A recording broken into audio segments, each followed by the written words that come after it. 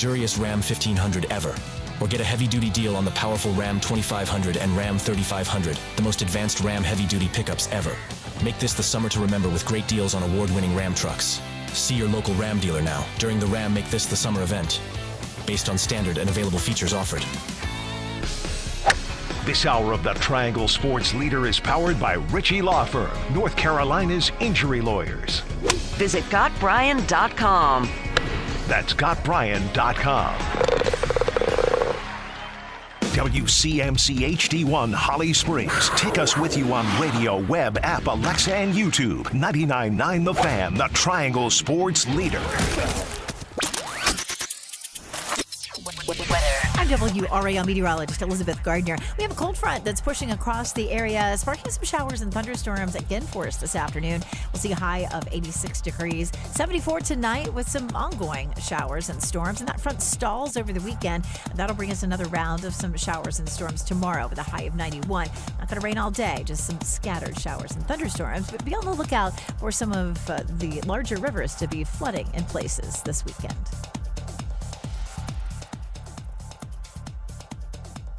Weather update brought to you by Newcomb & Company, where your comfort is their business. Visit newcombandcompany.com. 3 o'clock check of your money. Dow Jones is up 12 points to 39,459.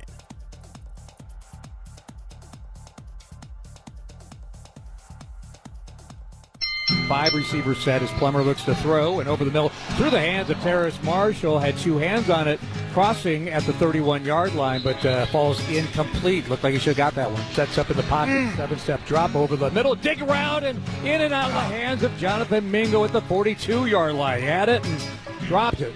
Go round now, going down the right side, inside the 20. Ball is broken up at the last minute. Good pass coverage downfield that time by the Panthers. Lamar Jackson. The Drive with Tim Donnelly on 99.9 The Fan. The Drive with Tim Donnelly, 99.9 The Fan. Happy Friday to you all. Tim Donnelly here. Dennis Cox producing the show as always. And I planned on starting the show by saying the Panthers played a football game last night. I'm not sure we can call it a football game if we're being honest. Well, there's that. The Panthers were on a football field. They were wearing football pads. There was another football team present. And they kept score. I just don't know if in its entirety you could call it a football game. It resembled one, I guess. It was a mutual agreement. I think the Panthers and the Patriots mutually agreed to get absolutely nothing out of that preseason game. They walked up, they said, hey, listen, let's just get out of here, right? Let's just get in, get out, get on with life. We can put some things on film, maybe for some of our third, fourth, fifth stringers. And you don't have a fifth string? That's fine. We got extras. You can take some more. Like if there were people switching jerseys at halftime, would we have noticed? Now, I hear the obvious, and I'll say the obvious. They also chose, in many ways, to prevent catastrophic injuries with a near certainty, right? Their starters were not going to be lost for the season in that game. So they made that choice also. But, right, there's always the but those two teams were amongst the worst in the entire league last year. The Patriots picked third overall. The Panthers should have been picking first overall. They were two of the three worst teams in the league last year. They need to take advantage of every chance to improve and develop their roster, and they sure as heck did not do that last night. I wish I could sit here and Dennis and I could go back and forth about the offense with some kind of definite opinions, right? Some kind of specifics.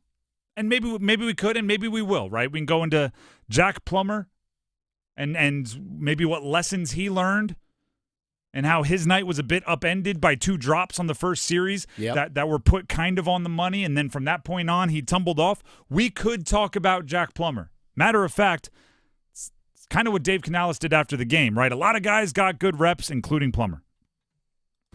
Oh, I think just valuable reps, right, for these guys. The opportunity to play this many snaps in a preseason game for the guys that were up for this game it's invaluable, and Jack Plummer getting out there, and had a rough night.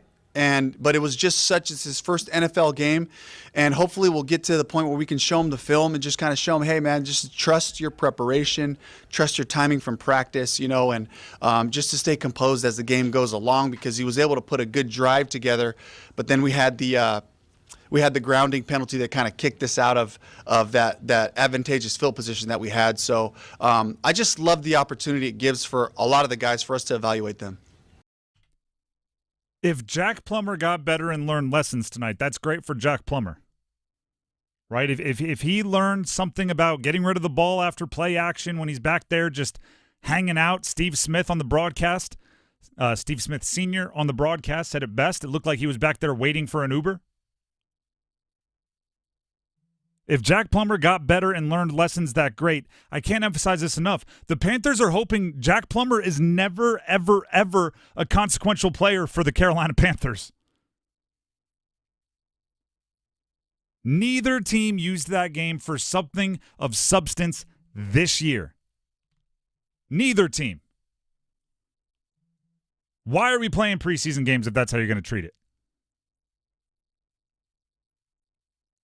Now, if you were a team that was great last year and you're like a finished product, fine, right? You want to be like imagine week 1 is a test, okay? If you're a straight A student, turn your test in early, right? I'm done. Yeah, paper's done. Here it is. I know the test's not till Thursday. Can I just finish it on Monday? Because I got things to do the rest of the week. If you're a straight A student, go ahead. If you're the Chiefs, if you're the Niners, go ahead. If you're flunking, which is what both of these teams did last year. Hey, can I get a mock test? Can I get a pre-test? Can I get the study guide? What can I get? That's what last night could have been, and they just didn't take advantage of it. Now, I mean, I joked about it yesterday, but now I'm no longer joking. Playbook was vanilla, right? They weren't going to show anything. They didn't have the players out there to execute anything more complicated. That word again. What do you want me to do? I got to call it. Is there a synonym for vanilla we can use so it doesn't invoke the reactions from last year? Can we say bland? Bland, for sure. Because vanilla's a flavor. At least it gives me something. Yeah, that's true. A little vanilla extract in there. Are we baking? Yeah, we are. All right, we'll say it's bland. It was bland offensively and executed poorly.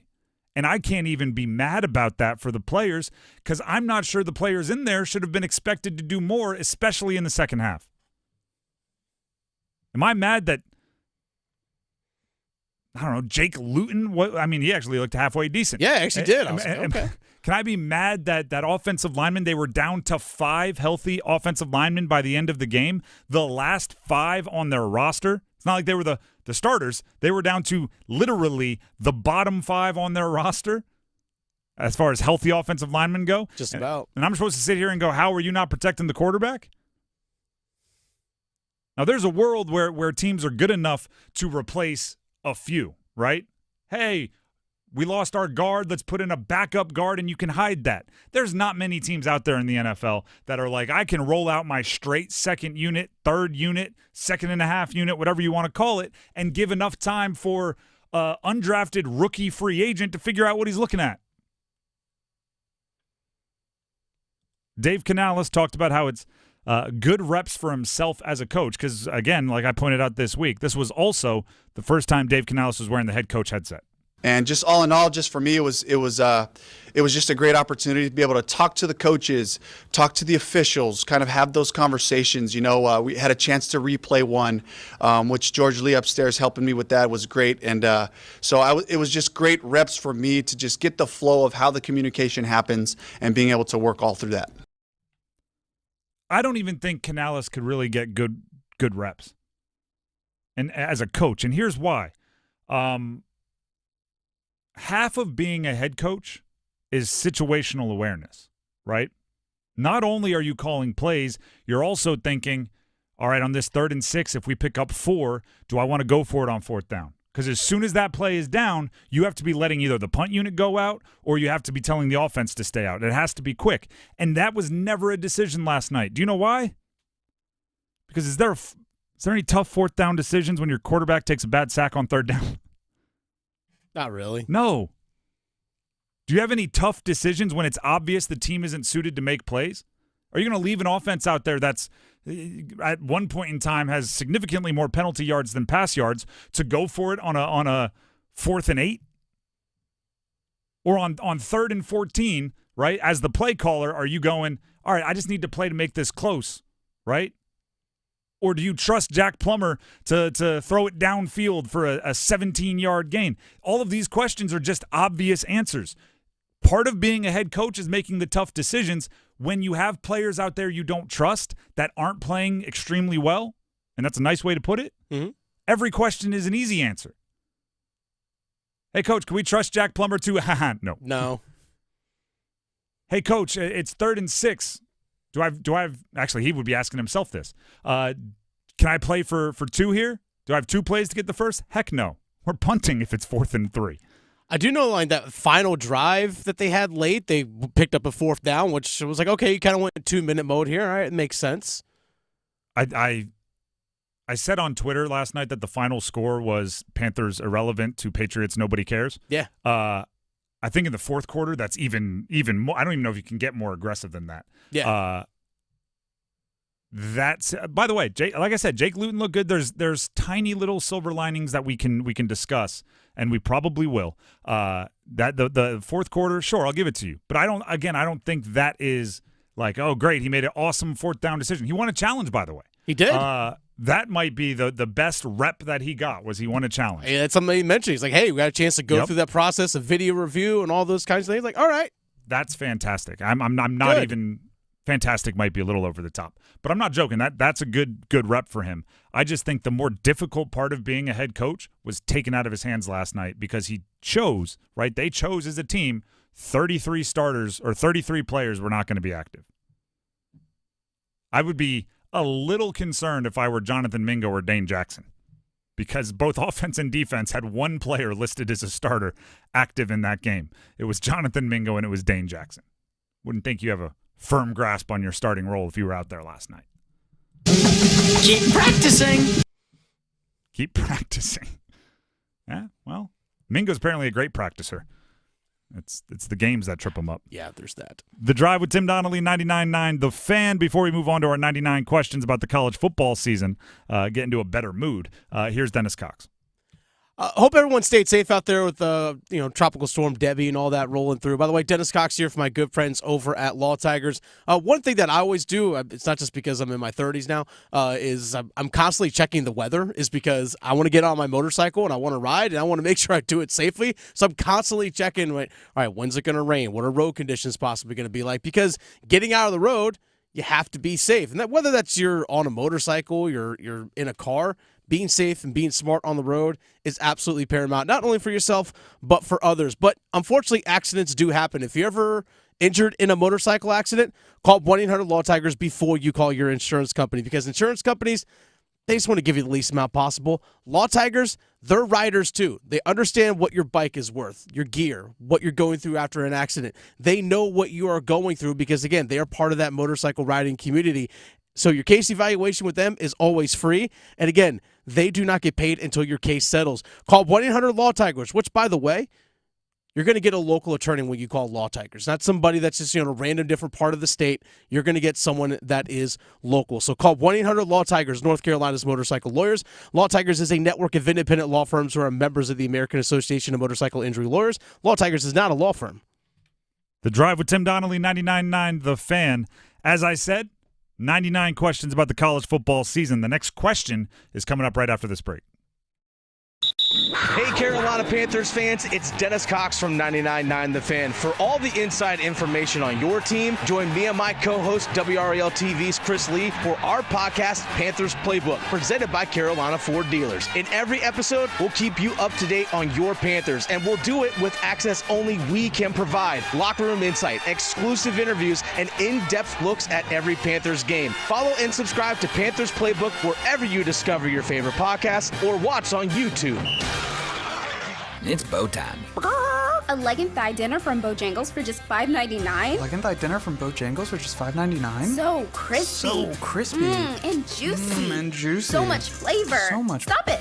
What are you doing? What, you expect me to get this delicious deal and not say anything? You're unbelievable. You're unbelievable. With a boldly seasoned leg and thigh, choice of fixin', a biscuit, and legendary iced tea, it's a deal so good it's worth repeating. So eat and repeat while it lasts. It's bow time. It's bow time. Dine in, drive through, or tap your favorite delivery app and have Bojangles come to you. Satisfy your craving for flavor right now with Bojangles 2-piece dinner. 2 pieces of Bojangles dark meat chicken, your choice of fixin', a biscuit, and iced tea for just $5.99. That's right, just $5.99 for limited time at participating Bojangles. What are you waiting for? When you're hungry, it's always bow time. An orthopedic surgeon makes understanding pain painless. It's the biggest frustration that patients have. This is Dr. Pamela Mehta talking about aches with unexpected origins. I see patients with pain in their knees, their hips, their back. Oftentimes, the pain is actually coming from their feet. Bet they aren't expecting to hear that. Those patients are super surprised. They can't believe that the pain in their knee isn't coming from actually inside the knee. But if you think about it, the feet are the base to your whole body. That's why she suggests personally fit arch supports. Emphasis on the personal fit. If you get something basing it just on your shoe size, it isn't going to fit you properly. And if it doesn't fit well, it probably won't work well. Go get arch supports fitted to you. It's as easy as going into a Good Feet store. The Good Feet store is in Raleigh, Chapel Hill, Fayetteville, and other locations across North Carolina. Visit goodfeet.com to book your appointment today or just stop by. How was everyone's first day at the North Carolina Education Lottery Winners Club? Oh, me? I set the high score in mini golf. I tried a new food called wasabi. Oh, I did absolutely nothing. It was amazing. There's no wrong way to be a winner. New $50,000 payout and $1 million cash word are here. The Winners Club awaits. Must be 18 to play. Approximate overall odds of winning range from 1 in 3.54 to 3.58. Problem gambling helpline 877-718-5543. Total Wireless is made to totally keep up with you. We now have unlimited data that never slows you down. Covered by the Verizon 5G network. And for less than $30 a month, we make your phone your ride or die. Switch now and pick a free 5G phone with qualified plan purchase. And your fourth line at no additional cost. Visit your local Total Wireless store today. Total Wireless, we're totally with you. Actual speeds may vary by location. For data management practices, see TotalWireless.com. Westwood One Sports presents this special update on the 2024 Summer Games, sponsored by Westin Hotels and Resorts. Find wellness at Westin. A botched handoff again dooms the U.S. men in the 4x100-meter relay. It happened on the first handoff between Christian Coleman and Kenny Bednarik. The medal drought for the U.S. in this event goes back to 2004. But the U.S. women win gold in their 4x100 relay in the pouring rain. Gabby Thomas passed the baton to Sha'Carri Richardson, and she pulled ahead on the anchor leg. Women's basketball, Team USA blew out Australia in the semis for a 60th consecutive Olympic win. Spain wins gold in men's soccer, beating France in extra time 5-3. Freestyle wrestling, American Spencer Lee takes silver at 125 pounds, while Aaron Brooks gets bronze at 189 pounds. With this Summer Games update, I'm Brad Heller, Westwood One Sports.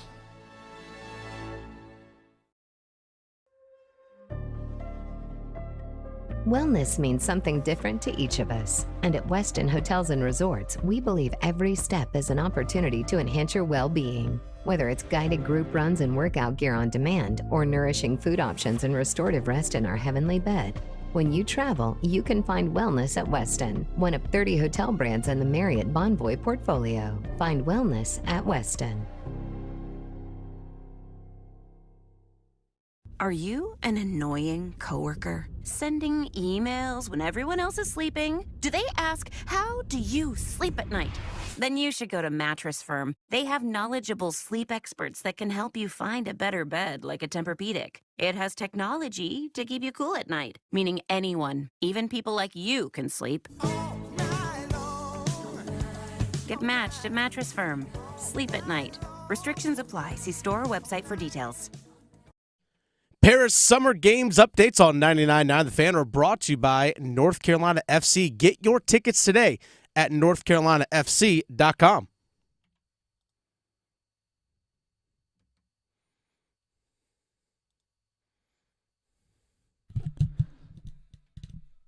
The Drive with Tim Donnelly, 99.9 The Fan. I have to apologize to all of you because I got so caught up about the Panthers game last night. We were talking, we were getting after it, that I failed to give you the fan football flyaway keyword in that first segment. So now you only have 40 minutes to get your texts in for this hour. Let's go, folks. So I've robbed you of 20 minutes. I apologize, but 40 minutes is still plenty to type up one keyword and text it in. Let's do it. You don't need the whole time. So it is time for our 3 o'clock keyword in our fan football flyways, sponsored by the fabulous Mandalay Bay Hotel. It still surprises me. Every time I say it and the sound comes in, I still jump. It's sponsored by the fabulous Mandalay Bay Hotel, Atlantic Spas and Billiards, Buffalo Brothers, and Newcomb & Company. This hour's word is ball, B-A-L-L. Text BALL to 919-860-5326 to enter for your chance to win a trip for 2 to Vegas, where you can see Carolina, where you will see Carolina play football against the Silver and Black in September. We're talking room, we're talking food, we're talking flights, we're talking the game, we're talking it all. Again, this hour's word is BALL, B-A-L-L, and to have another entry into the fan football flyaway, you have to text in that word, the keyword, by 4 o'clock. In the 4 o'clock hour, we'll give you a new keyword. This happens every hour from noon to 6 every weekday here on 99.9 The Fan. Listen for another keyword coming up in the 4 o'clock hour for the fan football flyaway. That one didn't surprise me. Let's quickly knock out the 99 questions about the college football season for the day. We're doing one question a day all the way up till the college football kickoff. This is the final in a little series we hit this week, which is what was Duke's biggest need heading into the offseason, Duke football, and did they fix it? Did they fill that need? We did this for NC State on Wednesday. We did this for UNC yesterday. Duke steps into the spotlight today. There are a few needs. If the question was, what are their needs, we'd need a longer segment. Yeah. The question is, what was Duke's biggest need, and did they fill it? I think it's quarterback. Okay. But it's the idea of the quarterback that was most important, right? Here's what I mean by that. And Manny Diaz put it this way to us at ACC Kickoff, the head coach of Duke. After Riley Leonard left, he felt, meaning Manny Diaz, felt it was important to get a transfer quarterback back in the other direction, out of the portal towards Duke, just to settle everybody down, right? Riley Leonard left, and there was a bit of, should we follow him? What do we do? What do we do? What do we do? Manny Diaz takes the job, and almost immediately he brought in Malik Murphy out of the transfer portal. Matter of fact, it was while Duke was playing in their bowl game, winning their bowl game, without Riley Leonard, that Malik Murphy committed to playing for Duke. So that Manny Diaz pointed to as a kind of settling for the program, right? It'll let everybody know, hey, we're all right. We're still attractive. We're still a program people want to play for. It's okay for you to want to stay. If Malik Murphy ends up being the starter, then I think they fix their need, right? If Malik Murphy didn't, then maybe they worked. If he doesn't, maybe they worked a little too quickly and missed, right? And that's no disrespect to Grayson Loftus. I really like Grayson Loftus. He seems like a scrapper, someone that's easy to root for, stepped into a really tough position last year and performed admirably. But when the coach kind of admits, and you can go back and listen to it on our YouTube page, the interview with Manny Diaz at ACC Kickoff, when he kind of admits that Riley Leonard leaving and obviously Mike Elko leaving shook the program, that's him also saying, stabilizing the quarterback position became our number one need. And when the first thing he did after taking over the program was go get a big name, high profile, high recruiting pedigree transfer quarterback from Texas, that pretty much tells you what the head coach was thinking going into the offseason. I need my guy here. I need my guy. I need somebody that's going to be able to do some of the things that the guy that just left could do. I need somewhat of a name. I need a name to build around. That's Maalik Murphy. And in the world of name, image, and likeness, right, without any insider knowledge, I'm sure Maalik Murphy wasn't cheap. I'm sure there were resources spent there that could have gone elsewhere if they weren't going to the quarterback position. So I'll give Duke this kind of if-then. If Maalik Murphy ends up being their starter, then they worked quickly and fixed their biggest problem within a handful of days of Manny Diaz taking over. I don't think they had even played in their bowl game yet, right? Or was it right around that time? He committed the day that they won their bowl game. Okay, all right. So that time frame. Like, yep. Your memory is right on top of you. It's the over-under was hit.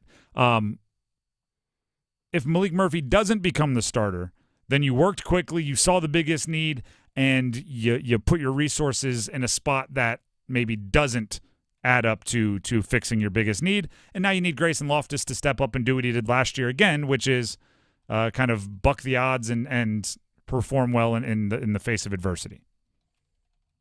That's 99 questions about the college football season. We'll have a new one for you on Monday because college football still isn't here yet, but we are getting closer. 2 weeks from tomorrow. 2 weeks from tomorrow. Is week 0. That's when Florida State and Georgia Tech play each other over in Dublin. Nice. I think it's, 3 weeks from yesterday is when we have State and Carolina have openers. I think Duke's openers 3 weeks from today as well. You're darn right it is. Let's go. The Drive with Tim Donnelly, 99.9 The Fan. Today has been an up and down day for the Olympics. We'll give you the ups and the downs next. The world's best athletes are in Paris going for the gold, and 99.9 The Fan will help you follow them for all 16 days of the Summer Games through August 11th. Listen for all the action from across the Atlantic. Check in often for event reports from Paris and the updated medal count as Team USA takes on the world. Updates from the Summer Games on 99.9 The Fan are presented by North Carolina FC. Get your tickets today at NorthCarolinaFC.com. Hey, John, why so glum? I just got let go. The company's downsizing. This is the third time in the last 2 years. I'm done with this. Have you thought about My Computer Career? I've heard they can train you for a career in IT in just a few months, including cybersecurity and the basics of AI. And you don't need prior training or experience. Now that's a recession-resistant career. Wow, thanks. I'll check them out. Go to mycomputercareer.edu and take the free career evaluation. mycomputercareer.edu. Financial aid is available for qualified students, including the GI Bill. Organize easy. Organize tough. Customize your work truck or van with upfit solutions from Van Products. Steel and aluminum shelving, toolboxes, data files, cabinets, drawers, conduit carriers, ladder racks, everything safe and secure. Everything built as unbreakable as you by Adrian Steel. Backed by the best warranty in the business. 3 years, 36,000 miles. Everything custom installed by Van Products so you know it's done right. From a single work rig to a fleet, choose custom installed upfit solutions from Van Products. Navy Federal Credit Union is back with more eligibility. Now you can hear all your favorites like, my brother's a veteran, I get amazing rates. My mom served, I get 24/7 member support. Grandpa was a soldier and now I'm a member. And who could forget, thanks to my father who served in the military, I'm now eligible for incredible member benefits. Call 1-855-800-2102 or visit NavyFederal.org today. Navy Federal Credit Union. Our members are the mission. Navy Federal is insured by NCUA, Equal Housing Lender. Batter up. Theater Raleigh presents Bull Durham, a new musical playing Duke University's Reynolds Industries Theater in Durham, September 10th through the 22nd. Based on the classic movie, the film's original screenwriter Ron Shelton has adapted the story for the musical, so you can follow Crash Davis's Durham Bulls story and his romantic love triangle in a new genre. The perfect blend of comedy, drama, and steamy romance. Get your tickets for Bull Durham, a new musical, today. Details and ticket info at theaterraleigh.com. Nothing makes being outdoors better than having the right gear and the right crew. So here's an idea. Let Mountain Dew supply the gear and you bring the friends. Because when you buy specially marked multi-packs of Mountain Dew, you can collect points and earn epic limited edition outdoor gear. So buy Dew, Collect points, get gear, and get outside with Mountain Dew Outdoor Gear. Open to legal U.S. residents 18 plus, subject to program terms at dewoutdoors.com and 12/31/24, void or prohibited. Want a great deal on Mountain Dew? Handy Hugo's offering 2 20-ounce Mountain Dews for just $4. Do the Dew at Handy Hugo's today. That's a deal, yeah. I got McDonald's money. I got McDonald's money. One meal just to make me feel better. All I wanna know is, can I get her? Juicy double patty, the McNuggets so crisp, and the fries go to yellow. Yeah, McDonald's don't miss. Yeah, order the app or the drive-through quick. Yeah, $5. That's a deal, yeah. I got McDonald's money. I got McDonald's money. Capital Broadcasting Company and NC Beautiful award thousands of azaleas to nonprofit organizations throughout the state. If your organization would like free azaleas, visit us online at wral-gardens.com. Go to the Azalea Celebration tab and fill out an application form by August 31st. Let's keep our state looking clean and beautiful.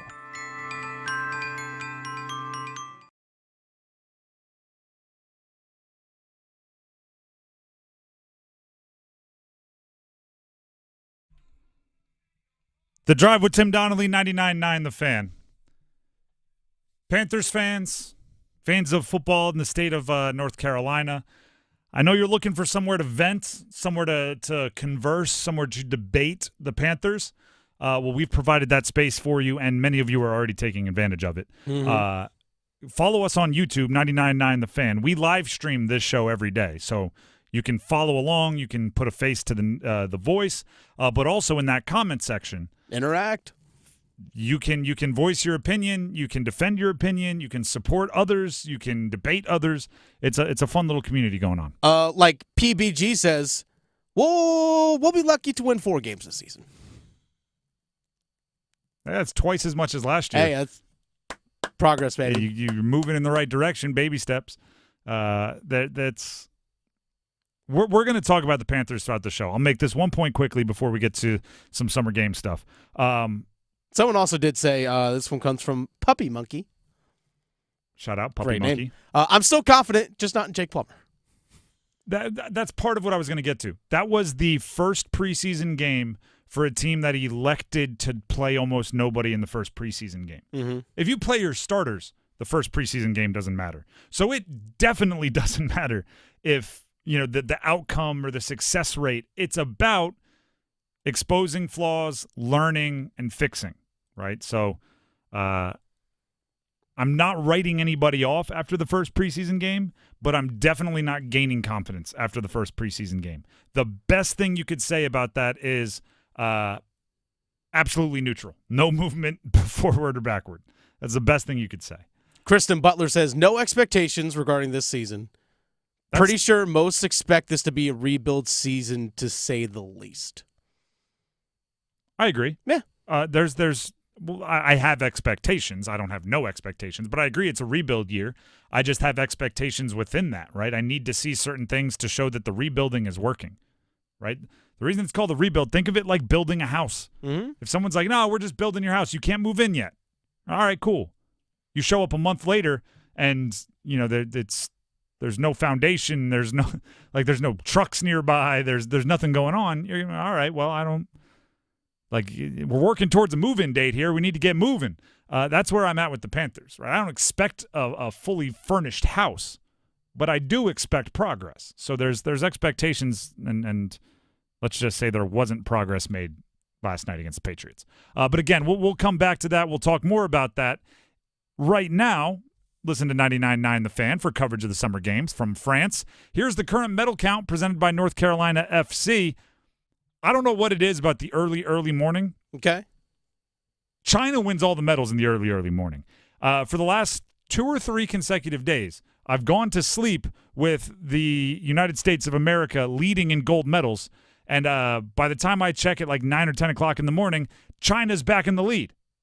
As they stand right now, China with 32 gold medals, United States with 31, Australia next closest with 18. It's a 2-country race, but it's more back and forth than I'd like. In total medals, it's really not a race. United States, we have 108 total medals. China with 78. Next closest, France and Great Britain tied with 56 apiece. But I'm looking at it, and the part that we're going to have to get to here is some of the events that you hoped would be, as long as we take care of business, the United States is going to win, are starting to come back maybe not that way. Just a few. Not all of them. We're still dominating a lot. But something like the 200-meter men, right? The Noah Lyles seemed like the guy. Bednarik seemed like another option, both Americans. They end up losing to Botswana, Tobago. Meaning Tobago is the athlete, Botswana the country. That one's, I pretty much penciled that one as a gold. Men's 4x100 meter. What is up with the men's 400 meter or 4x100 meter? By the way, Summer Games updates on 99.9 The Fan are brought to you by North Carolina FC. Get your tickets today at northcarolinafc.com. We, and I say we because United States, we routinely have the best depth of elite sprinters, maybe outside of Jamaica occasionally, in the 100-meter dash. We have not even been been on the podium since 2004 in the 4x100 meters. Now I get that it's a race that is as much about the baton pass as it is about the sprint. By the way, in case spoiler alert if you're going to watch this later, the Team USA men didn't even make it past the first baton pass in the 4x100 meter final without being DQ'd. Yeah. So, well, that's been the problem. Exactly. They just can't do the exchange. It's handoffs. Like, get a couple former football players in there to teach them how to hand off. Here's put it in the breadbasket. I know there's a saying down in Texas. I think it's probably here in Tennessee too. Fool me once, shame on you. Fool me twice, you ain't gonna fool me again. Yeah.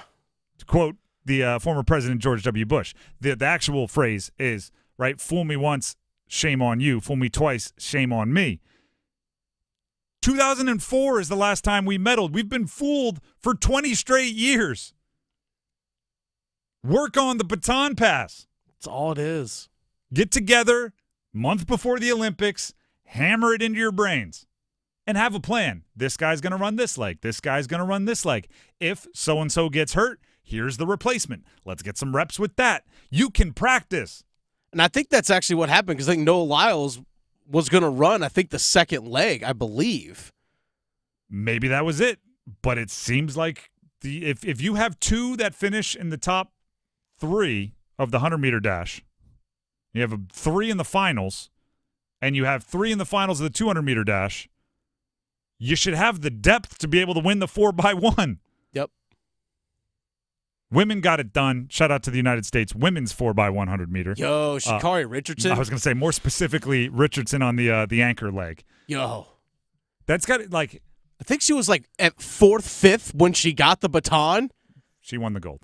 That's got to be such a good feeling for the first three members of the relay, knowing we just got to get it close. Yep, that's it. We just got to get it close. She'll take care of the rest. It's like being on those Jamaican 4x1s when you knew Usain Bolt was at the end. It was like, I'm pretty sure if we just don't fall down and pass him the baton, we're gonna win this. That's thing. all you needed. Sha'Carri Richardson with a great performance. Another great performance that is should be talked about, but in perspective, Quincy Wilson out of Maryland is officially the youngest men's USA track and field athlete to participate in an Olympics in the history of the Olympics. That's awesome. 16 years old, led off the 4x400 meter relay for the men in their prelim. Just the fact that sentence I just said is true is bananas. 16 years old.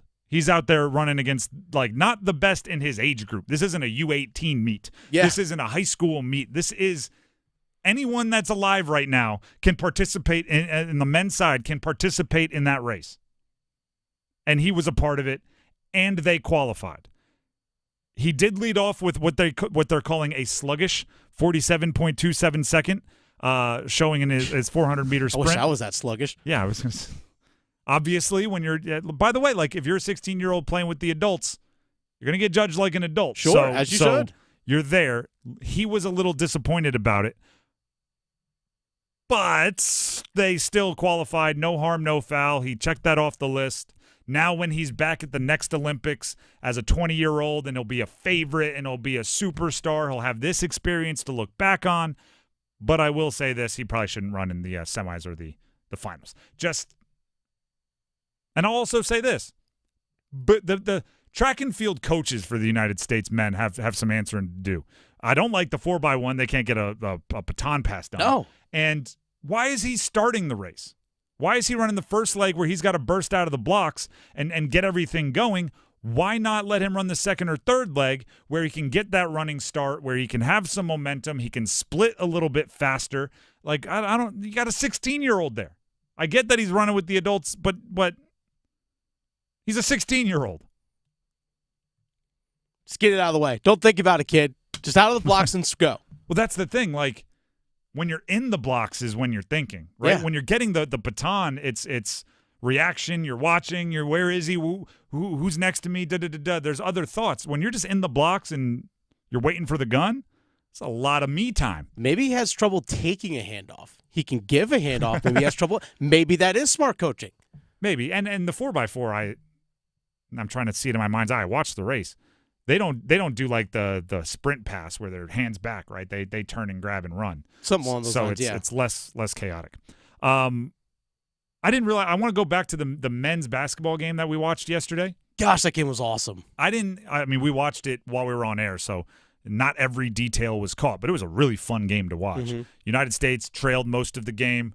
Then the players that you want to see took over. It was LeBron. It was Steph. It was KD. Joel Embiid did some good things in the fourth quarter. Also did some bad things in the fourth quarter. Yeah. But those were the main characters. I didn't see it.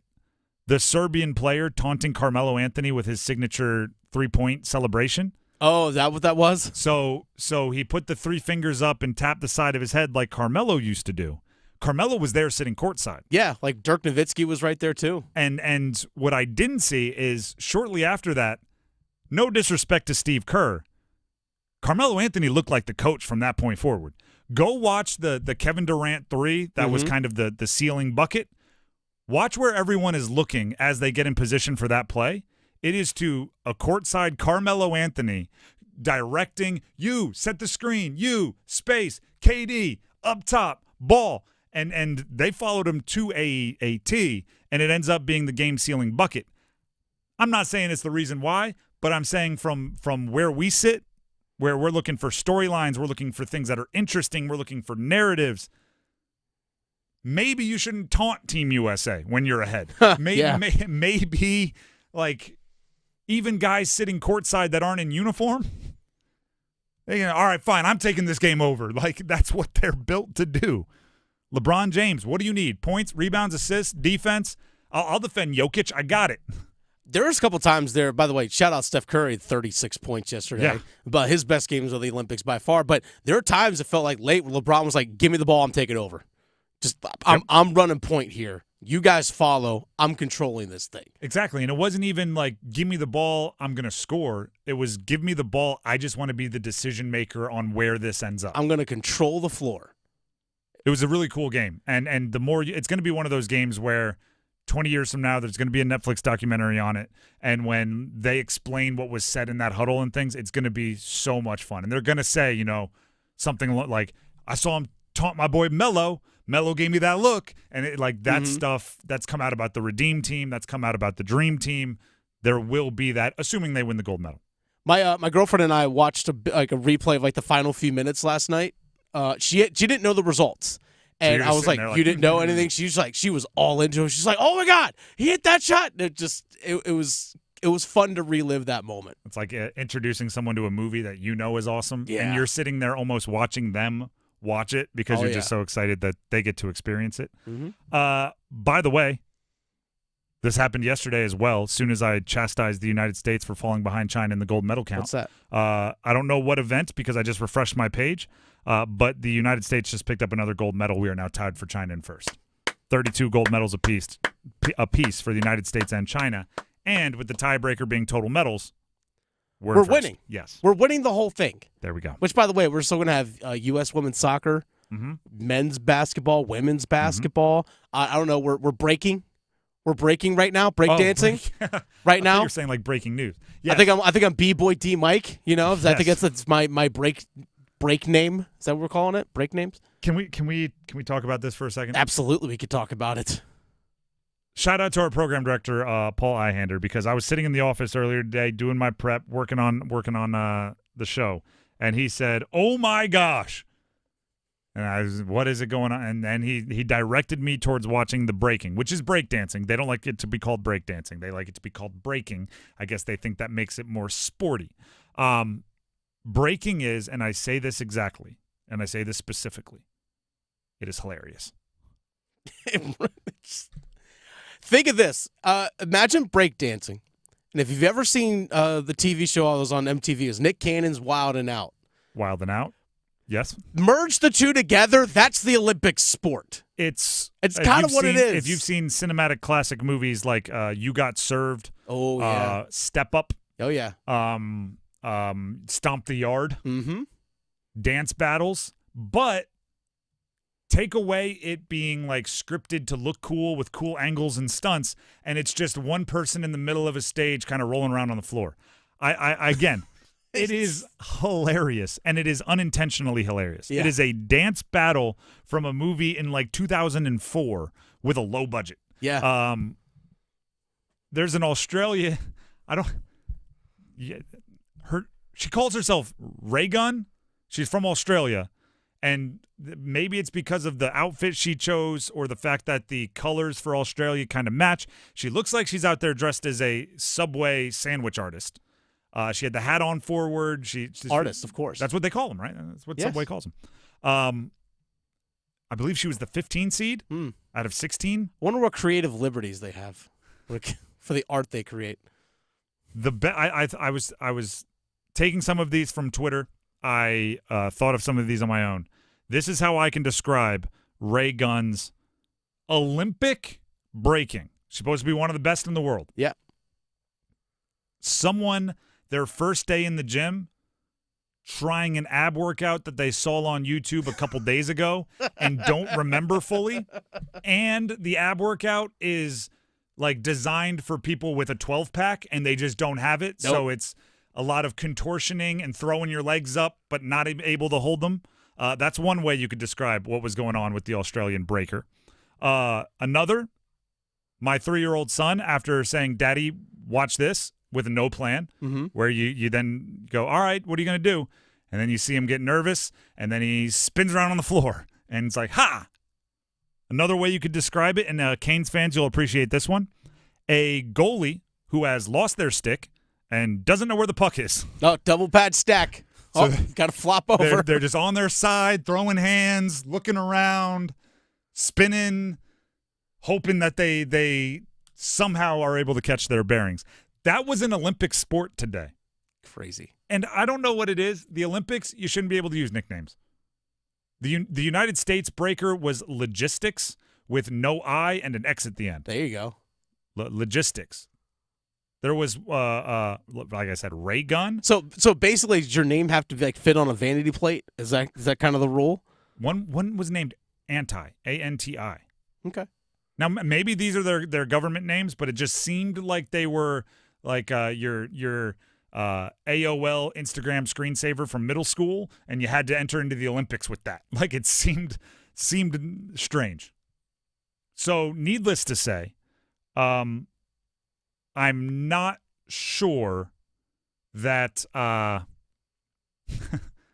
not sure that the Olympic breaker should get the same medal that, like, the people that win the 1,500 meter and train their whole life and don't eat a carb for 10 years and are out there grinding themselves into submission every single practice. Let's update that medal count. Another one? We just took a gold, baby. Men's 400-meter hurdles. Okay, so I think that might be the one that I already came through. Oh, it just happened. Men's 400. I'm saying they might have been a little. Maybe not. Maybe not. I'm looking on this list.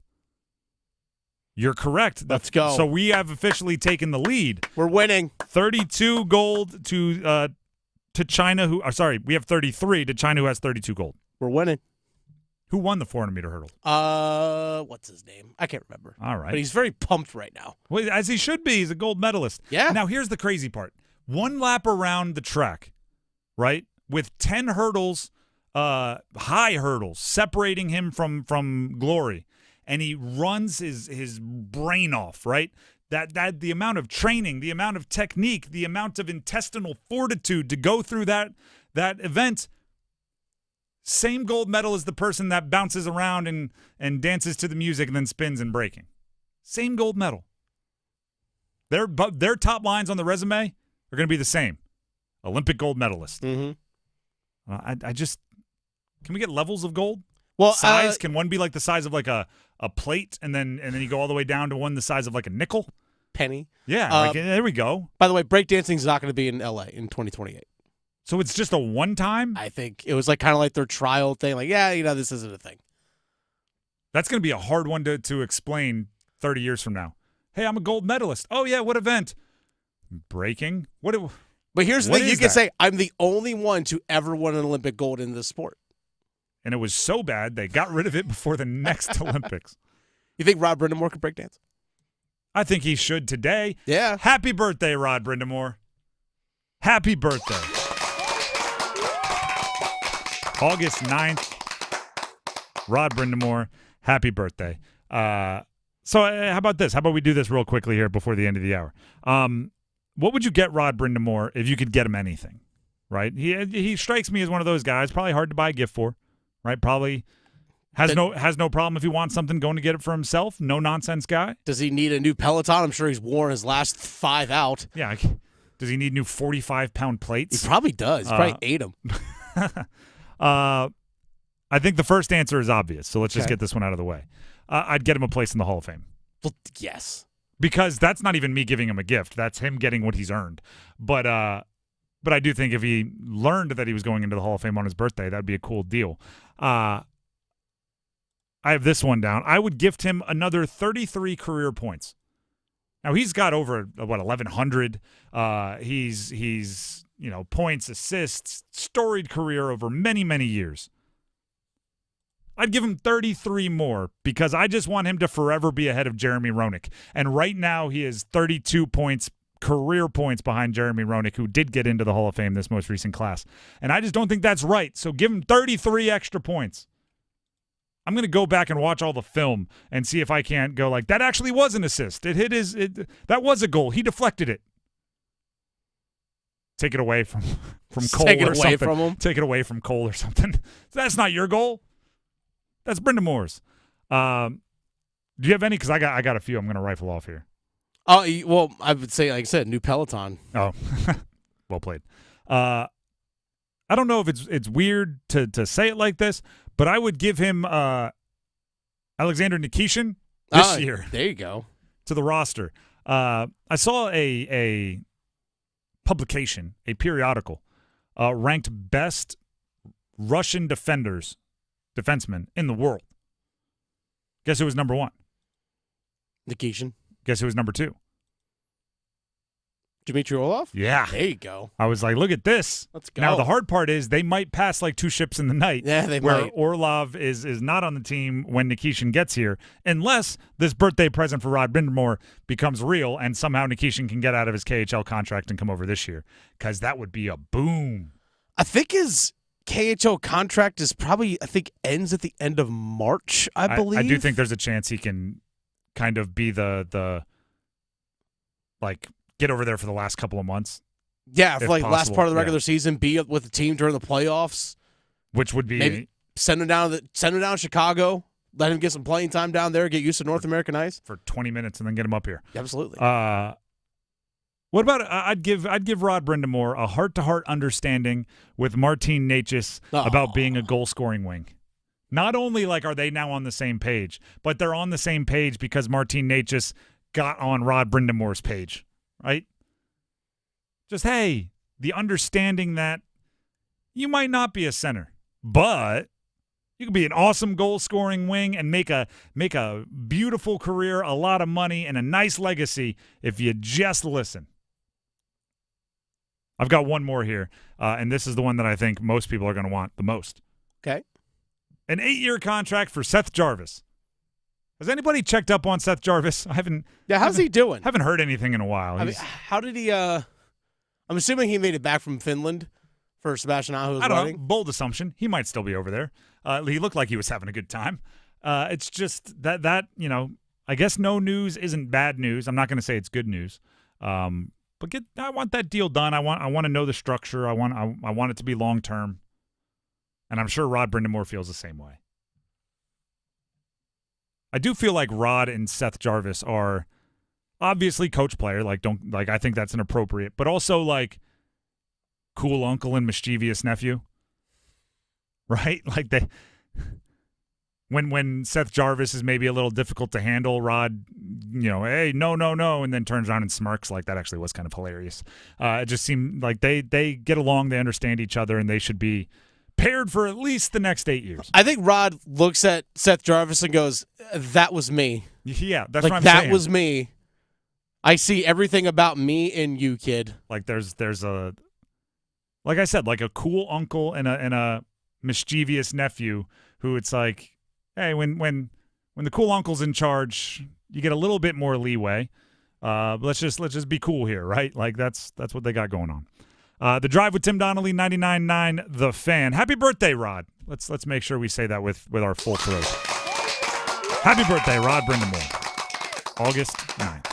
We're going to take a break. When we come back, football at 4. If there is anything to take away from that preseason game last night for the Panthers, we're going to figure it out next.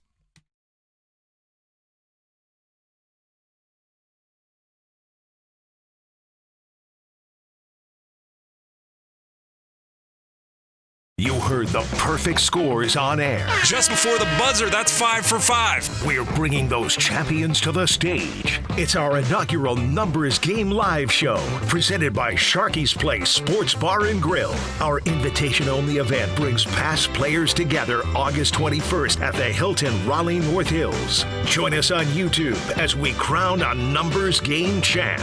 Special thanks to on-site audio visual, supplying the sights and sounds of the Numbers Game Live. Spectrum Internet has enough speed to handle all your needs, so you can work, game, and stream with speeds up to a gig. Plus, Spectrum's advanced Wi-Fi provides enhanced security for all your connected devices. Get Spectrum Internet with fast and reliable speeds, starting at just $29.99 a month with a 2-year price guarantee. Visit spectrum.com/internet for you for full details. Offer subject to change. Valid for qualified residential customers only. Restrictions apply.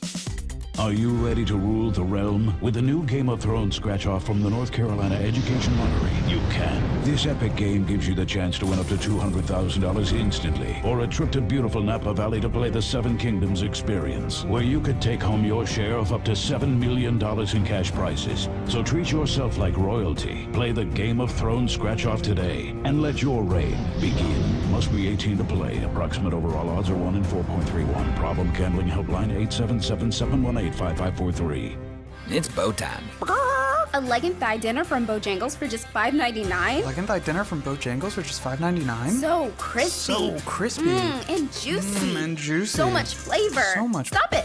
What are you doing? What, you expect me to get this delicious deal and not say anything? You're unbelievable. You're unbelievable. With a boldly seasoned leg and thigh, choice of fixin', a biscuit, and legendary iced tea, it's a deal so good it's worth repeating. So eat and repeat while it lasts. It's bow time. It's bow time.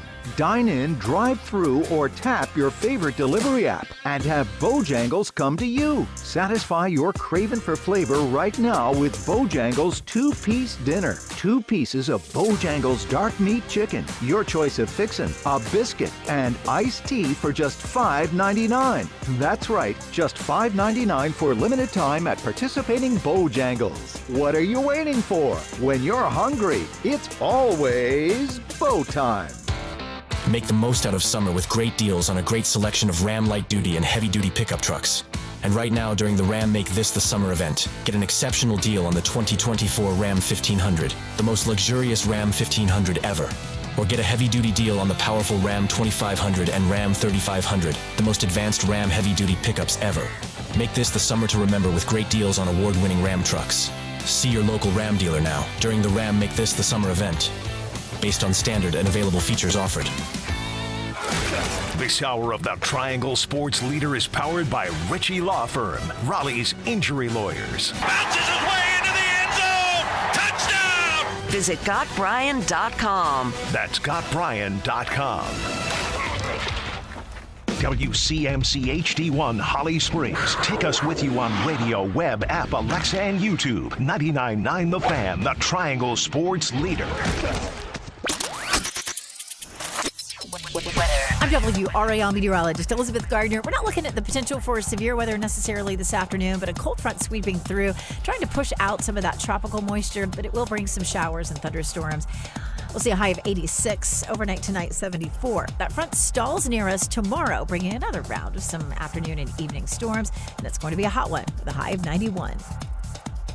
Weather update brought to you by Newcomb & Company, where your comfort is their business. Visit newcombandcompany.com. 4 o'clock check of your money. Dow Jones up 57 points today to 39,504. Market update brought to you by The Good Feet Store. Ready to step into a healthy and active lifestyle? Come to The Good Feet Store and experience the difference. Discover how a simple step can lead to a life of pain-free possibilities.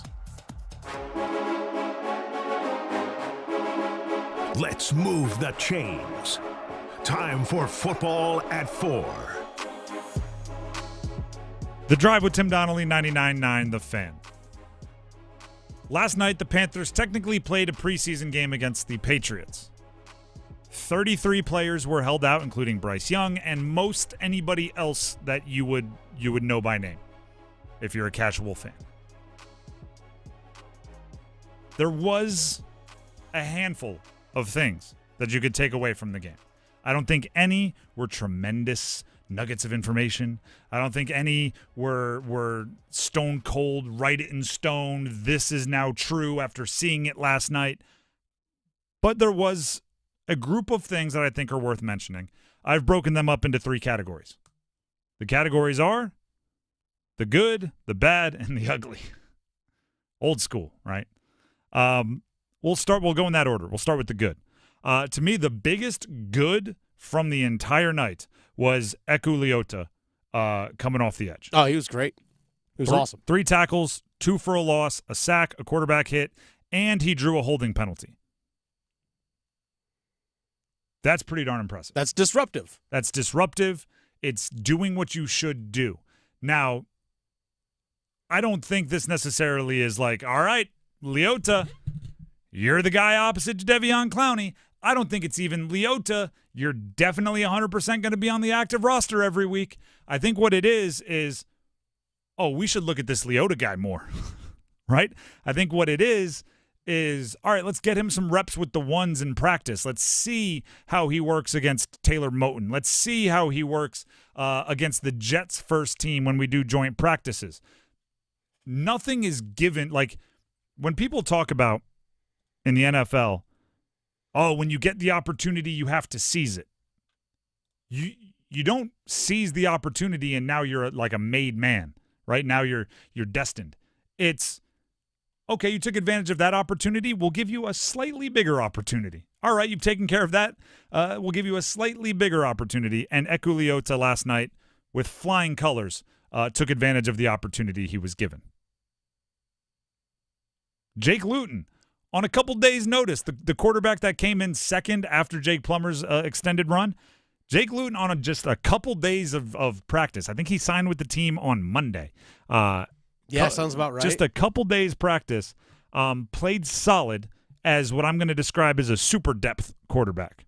I don't think he makes the roster, right? I think they've invested enough now in Jake Plummer that he'll be a practice squad guy. I think obviously Bryce Young and Andy Dalton are the two on the roster, and what Jake Luton just became is the, hey, keep our number. If anything happens, if someone gets hurt, we're going to give you a call if we need you. If somebody else calls, good luck, right? Like, hey, we're happy for you, but if not, we're definitely going to keep your number on the speed dial. On defense, shout out to safety Alex Cook and corner Lamar Jackson. I thought they stood out in the secondary. Both made plays. Both flew around, which is what I said I wanted to see from the defense, right? When you're out there, especially this early in training camp, you're not going to know, like if the defense runs the offense runs a particularly tricky play, you're not going to have every rule memorized on what you're supposed to do and who's supposed to run with who. But fly around, make plays, right? If you're in man, you know your guy, stay in his hip pocket. Lamar Jackson made some, by the way, not that Lamar Jackson, the corner for the Panthers, made some plays. Alex Cook said, I'm a safety back here. I'm going to make as many tackles as I can, and I'm going to deliver them with force when possible. And that's exactly what he did. Deshaun Jameson on the back end also stood out for me. A couple pass breakups. Also had a couple really good kick returns as well. Versatility is key. I agree. I agree. And showing special teams ability, the more things you can do. I don't know if I've told that story yet here. At the University of Delaware, where I played, there was a guy that played before me named Mike Adams. We called him Pops because apparently he was like an old soul and from the moment he got on campus. That's fair. He ended up playing, I want to say 14 or 15 years in the NFL. Was a captain maybe of the Colts. Like, ended up being a very highly paid safety in the NFL for a long time. But undrafted out of the FCS, started his career. And he tells the story. This is like him motivating us, and now I am using his story and co-opting it to talk about players trying to make the roster.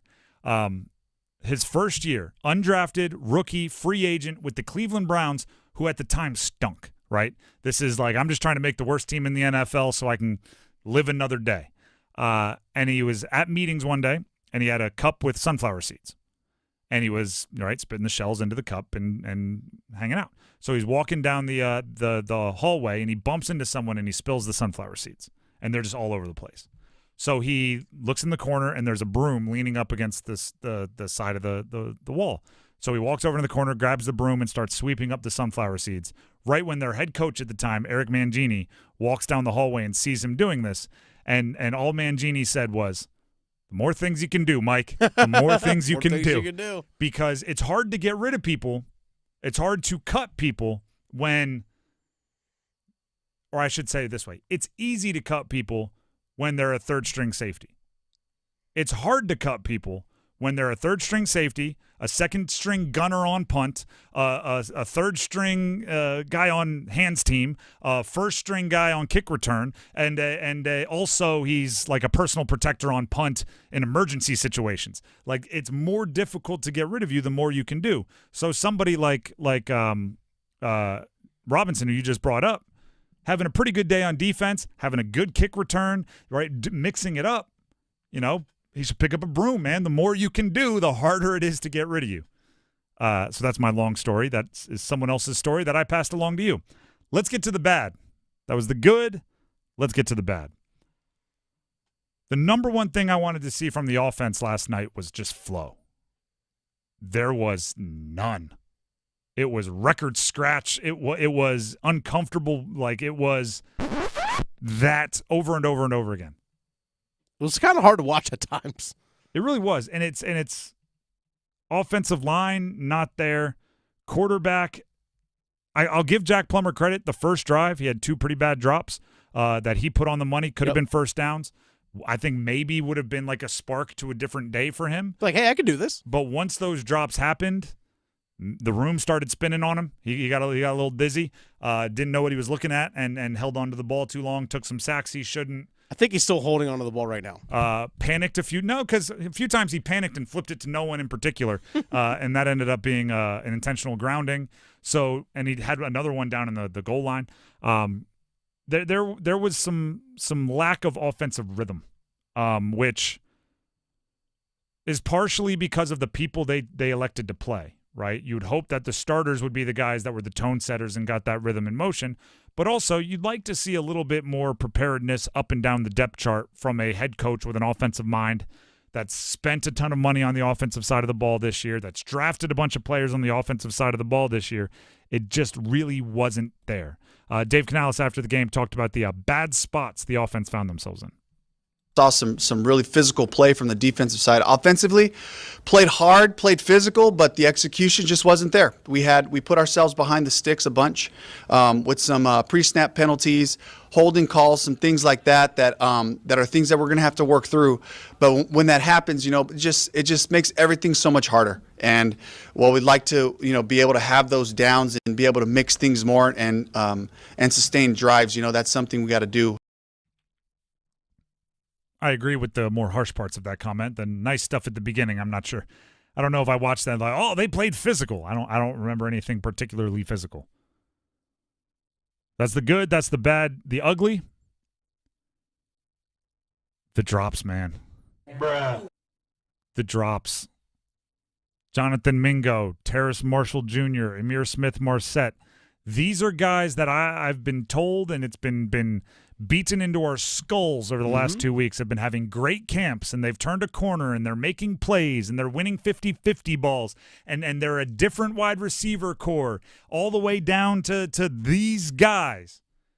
And right out the gate, it was like, nope. And it's an issue. It's back-to-back plays that happened. Back-to-back plays for what, like, they're tone setters, right?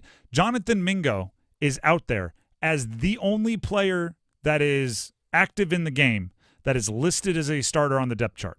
The only offensive starter that was active was Jonathan Mingo.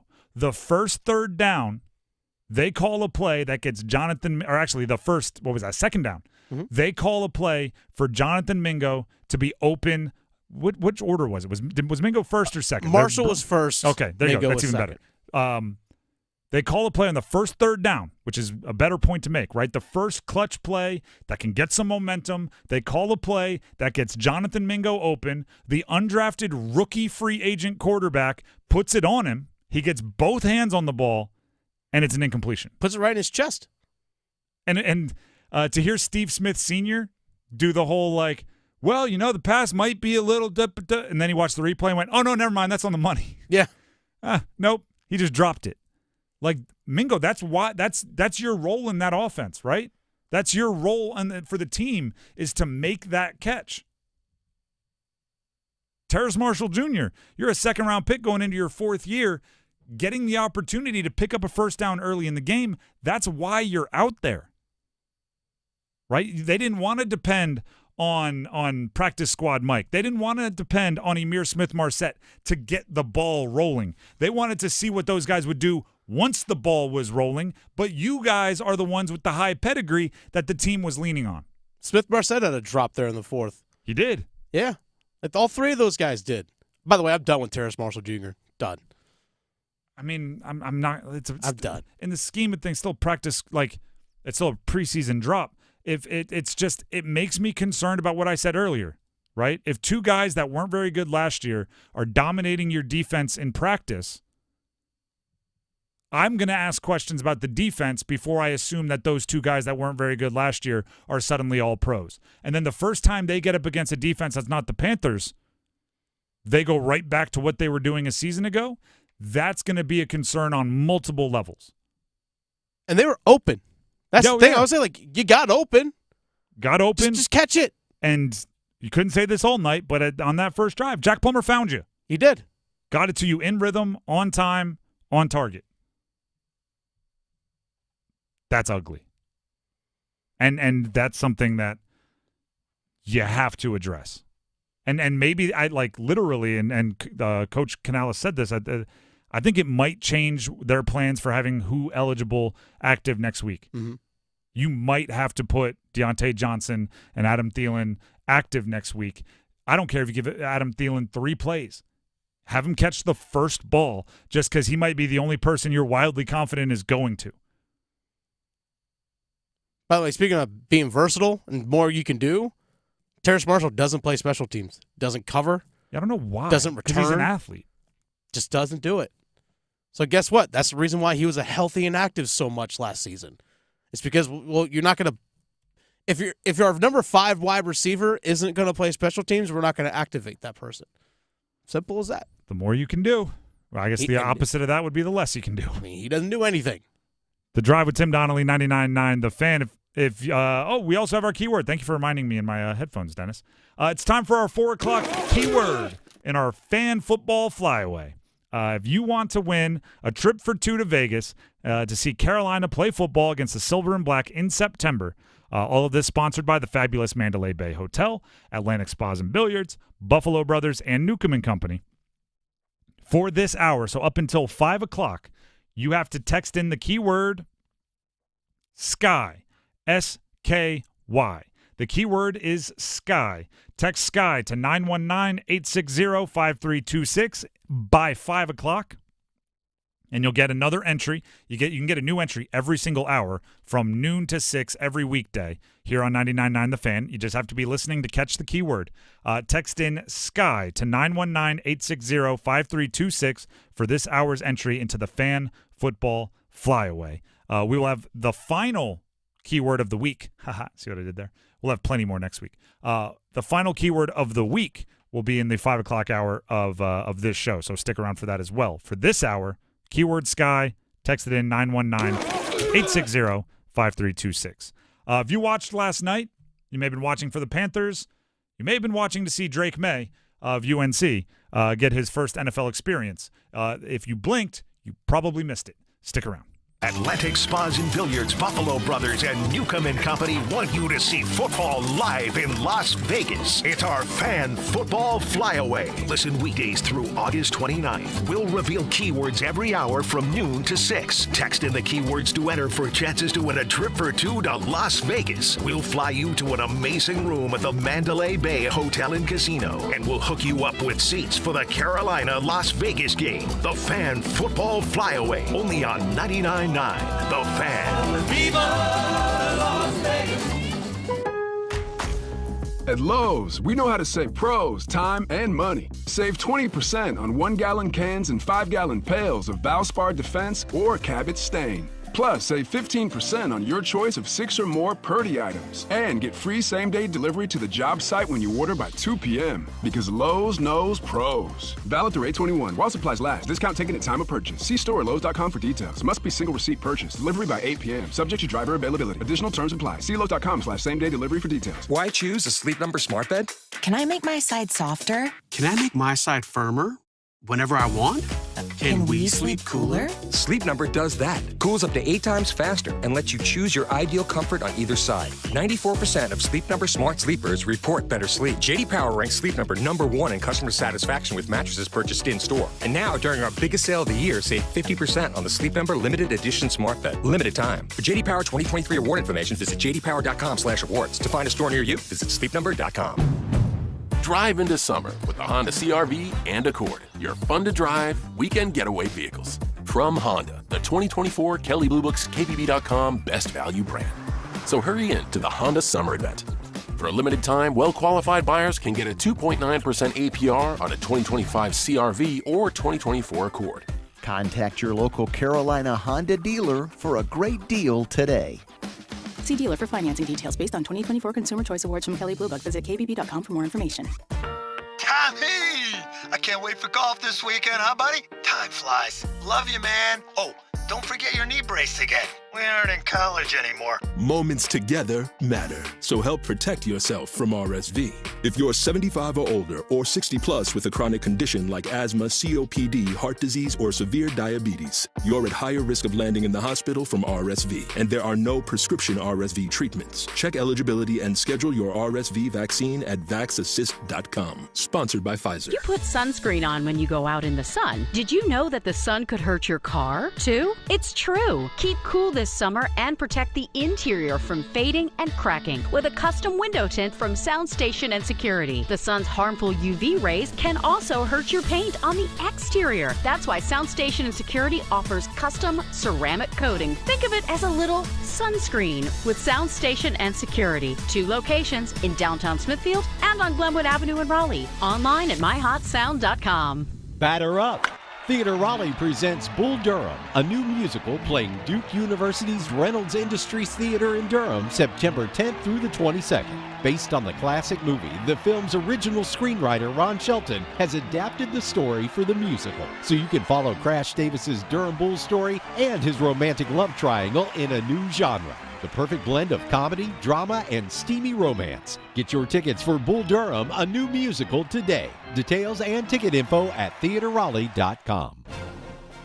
Westwood One Sports presents this special update on the 2024 Summer Games, sponsored by Grainger. With supplies and solutions for every industry, Grainger has the right product for you. Call, click Grainger.com, or just stop by. Gold for American Rai Benjamin in the 400-meter hurdles, avenging his narrow defeat in Tokyo to Karsten Warholm of Norway. Meanwhile, 20 years and counting since Team USA has medaled in the men's 4x100-meter relay, they were disqualified today after botching the first handoff. But gold for the U.S. women in the 4x100, a come-from-behind run from Sha'Carri Richardson on the anchor leg after taking the baton from Gabby Thomas. Also gold for Olivia Reeves in 156-pound weightlifting. That's 33 gold medals for Team USA, one more than China, 111 medals overall, 30 better than second-place China. With this Summer Games update, Brad Heller, Westwood One Sports. This is the story of the one. As head of maintenance at a concert hall, he knows the show must always go on. That's why he works behind the scenes, ensuring every light is working, the HVAC is humming, and his facility shines. With Grainger's supplies and solutions for every challenge he faces, plus 24/7 customer support, his venue never misses a beat. Call quickgrainger.com or just stop by. Grainger, for the ones who get it done. You've got to watch your NFL team every Sunday, and Verizon's got you covered for all your team's out-of-market games every Sunday afternoon. Come on! From kickoff to sign-off, from first downs and touchdowns to turnovers and overturned plays. After review, the pass was incomplete. Nice! Let's go! This season, win every Sunday with Verizon. Get a great deal on NFL Sunday Ticket from YouTube and YouTube TV and a new phone. Excludes digital-only games. Terms and embargoes apply. Paris Summer Games updates on 99.9 The Fan are brought to you by North Carolina FC. Get your tickets today at northcarolinafc.com.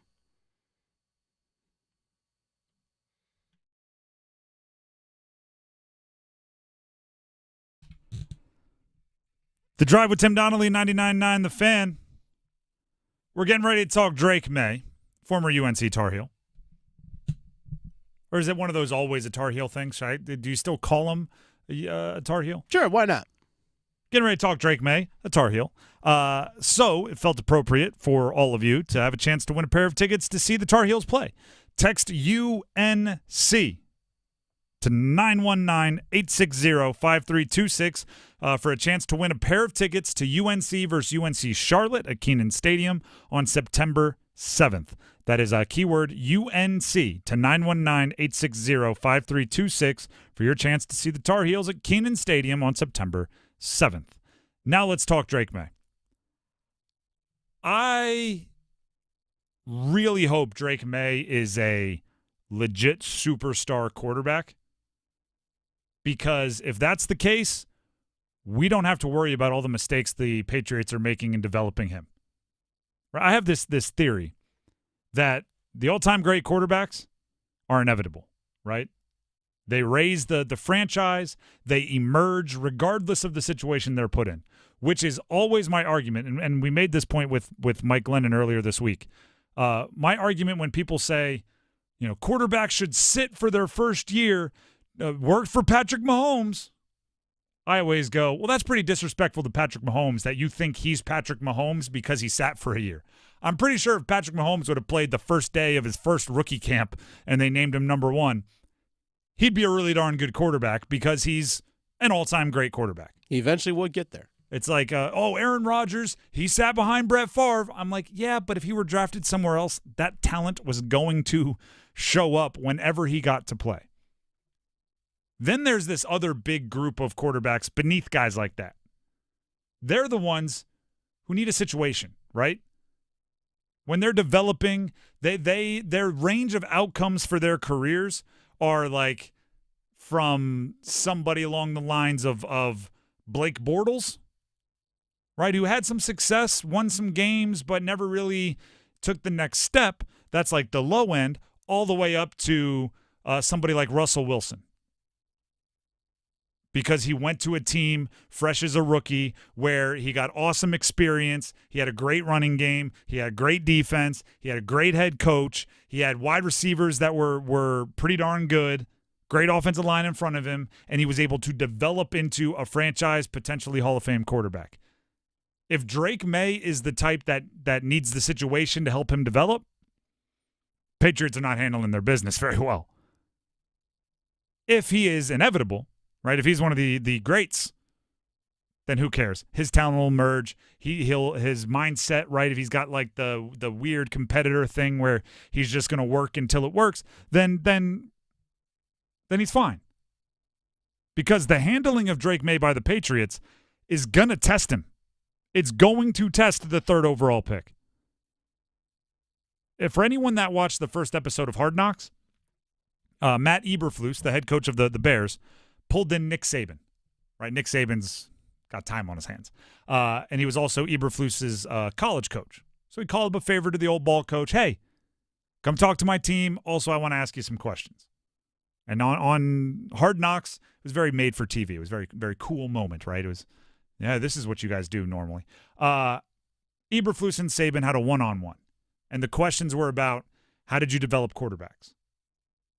And Saban's, the thesis of his entire, and he talked, and this is what you do year 1, this is what you do year 2, this is what you do in practice, but the thesis, the underlying statement of the entire conversation was keep their confidence up. Expectations for someone drafted that high is what Saban was relating to somebody who was a high recruit. You have to keep their confidence high because expectations are so high that if they're even just pretty good, it's going to feel like they're failing. So he said, I never yelled at my quarterbacks in front of the team. I would talk to them. I would ask them questions. We could have those moments where they got it fixed, but I was never going to show the team that they made a huge mistake. Now, if you've watched Nick Saban's career, a few times he threw a headset when a quarterback made a play or two. But that was his advice. Now, Nick Saban, pretty darn good coach. Bryce Young, probably thanks him a lot. He says it's all about confidence. Young quarterbacks, early in their career, it's all about confidence. Name one thing the Patriots have done to build up Drake Maye's confidence since he got to New England. It's been leaked through the offseason Hard Knocks that the Patriots were considering trading away the number 3 pick. They drafted another quarterback in the same draft as Drake Maye, Joe Milton, who we'll get to in a second. They brought in Jacoby Brissett, and immediately the coach is talking about, Jacoby's our starter. Doesn't even say, like, hey, we're going to let it play out, or we want to see Drake, or Drake's the future. Like, it's just Jacoby Brissett, the dude. Then they put him in last night's game. Blink and you miss it. One series. They put Jacoby Brissett out there first. Then they put in Drake Maye. Mm-hmm. They give him 3 throws. That's it. A screen, a swing, and he airmailed an intermediate ball. Little tried to drive it downfield, little intermediate distance to the right side of the field. Airmailed it over the wide receiver's head. And that's the lasting image that they gave him of his first NFL action. That's it. And the funny part is they act like things that were their decisions were out of their control. They didn't want to leave Drake Maye in with the second-team offensive line, so they had to take him out. You're the head coach. Put the first-team offensive line back in there if you want Drake Maye to get more reps. Drake Maye's pretty important to your franchise. You just used the number 3 overall pick on him. Only giving him those 3 throws and moving on just again, didn't build his confidence.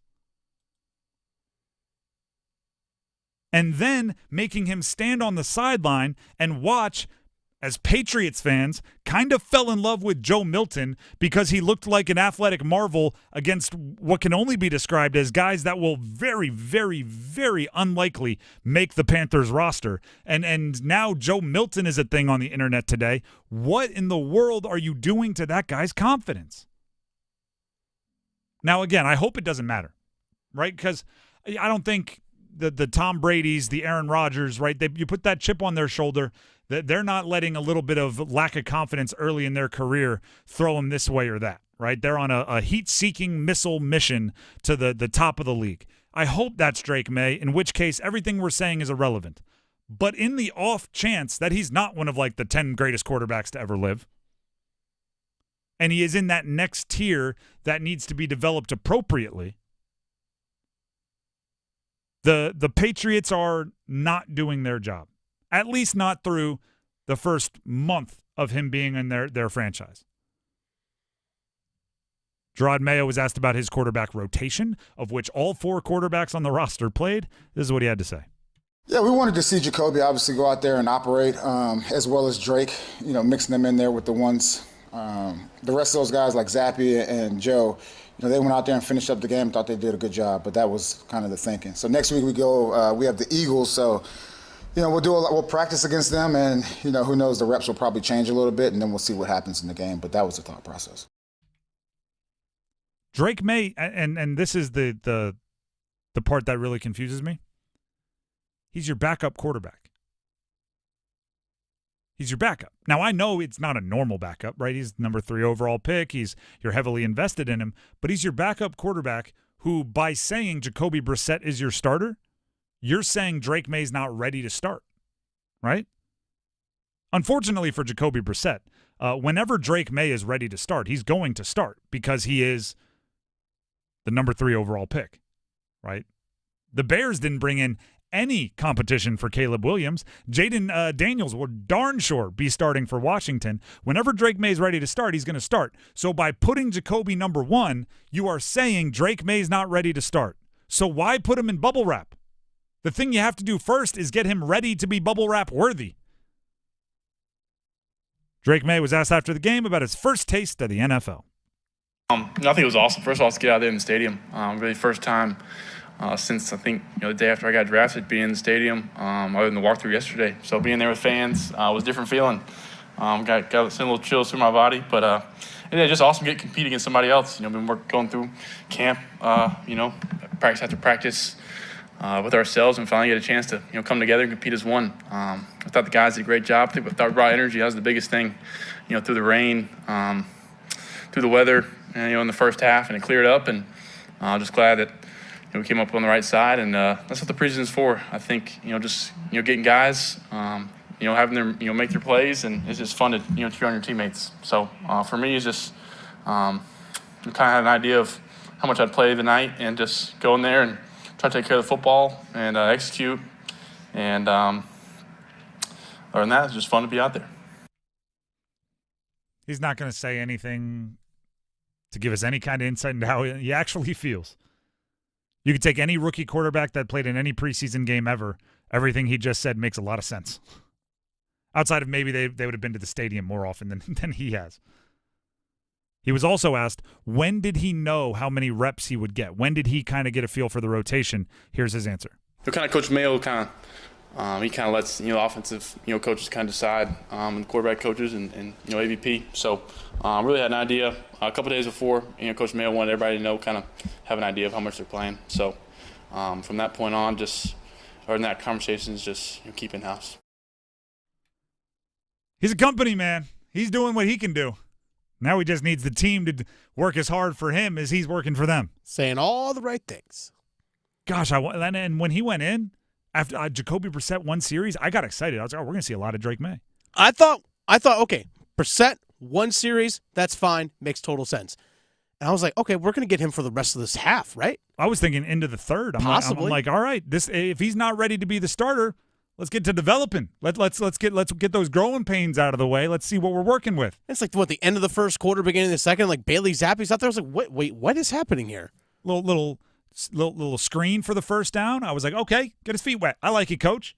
Little swing. All right, we're doing all right. Airmails a deeper pass, and I'm like, okay, he's a little jacked up right now. Heart rate's going. Let's settle down. Let's see if we can complete some passes. Never came back out onto the field. Yeah. The Drive with Tim Donnelly, 99.9 The Fan. Moving on here. Let's see. There we go. Let's talk ACC. Got lost there for a second on a Friday. Speaking of Carolina. Right? Speaking of Carolina, actually, that's going to be the answer to this little conversation. Part of it, even better. There it is. The Athletic put out an article. I have the headline here just so you get a gist of what they were talking about. It was College Football Playoff 2024 Sleepers. This is my journalism teachers back in college may have said this was a little wordy headline, but it's not mine. It's the Athletics. College Football Playoff 2024 Sleepers, 13 unranked teams who can crash the 12-team field. I mean, that's the first sentence of the paragraph of the article. Okay. But then they listed, again, 13 unranked teams who could crash the 12-team field. I thought, who cares who they think's good in the Big 12? Let's crack this code from an ACC perspective. What ACC teams, if things break their way, can upend some of the favorites? So I considered the favorites, the four teams ranked in the college football coaches poll that came out earlier this week, which would be Florida State, Clemson, NC State, and Miami. Not in that order. That's the order I want them in. That they were ranked in the coaches poll. So let's call those four the favorites. Who outside of those four can have a solid enough year, if they catch a couple breaks, to either crash the ACC championship or potentially make a college football playoff run? In the Athletics article, they did include 3 ACC teams: Virginia Tech, Louisville, and SMU. I don't have any qualms with those. SMU, I'm still very much an unknown on. They're new to the ACC. I think a lot of people are underestimating the jump in competition from playing an American schedule to playing an ACC schedule.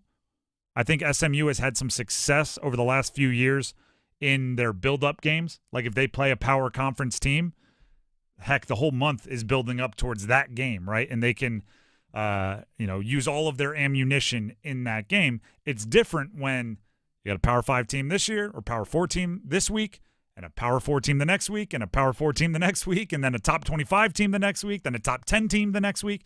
Like the schedule gets more difficult. But I won't be too aggressive with saying they shouldn't be there. I'm just saying their range of outcomes is great. The other possibilities, and this was actually tough, right? So that's essentially the top 7 chances in the ACC. The 4 teams that are ranked, Virginia Tech, Louisville, and SMU from that article about the Athletic. Who else would you put in there? I'm putting UNC. I'm looking at UNC, and this is my description for them.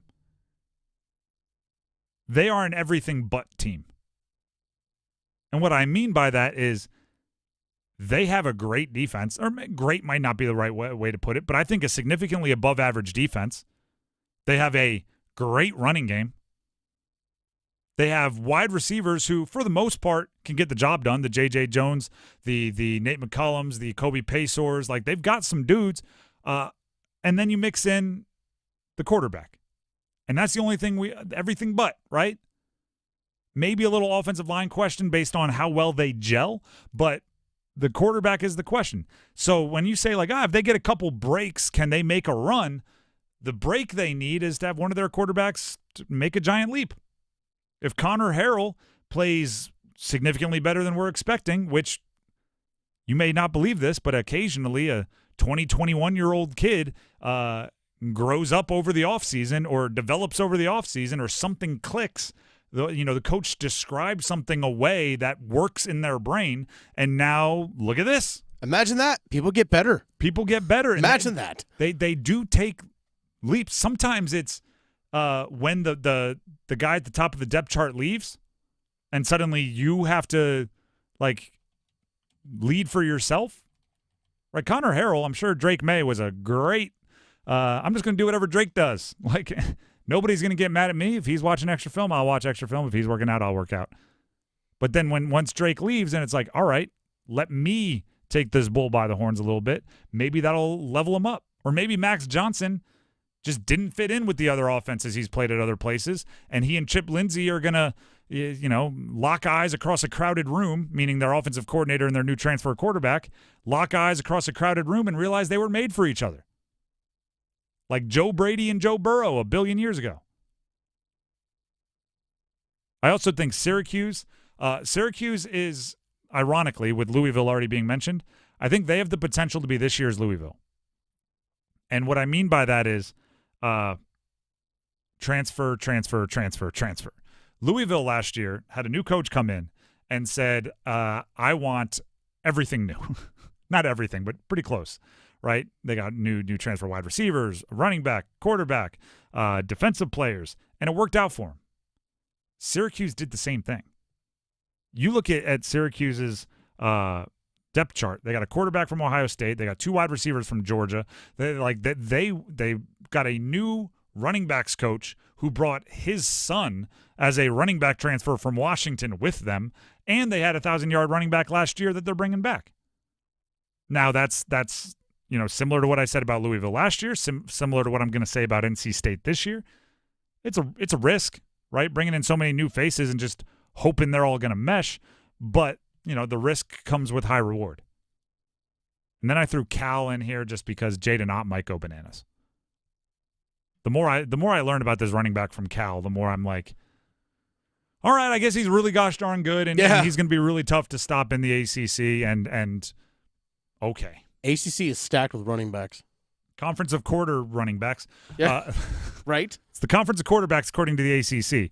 According to the talent on the roster, might be more likely to be the conference of running backs. But hey, as my grandfather used to say, ground and pound conference. I don't care what you call me as long as you call me for supper. I don't care what conference you call as long as it's a compliment. The Drive with Tim Donnelly, 99.9 The Fan.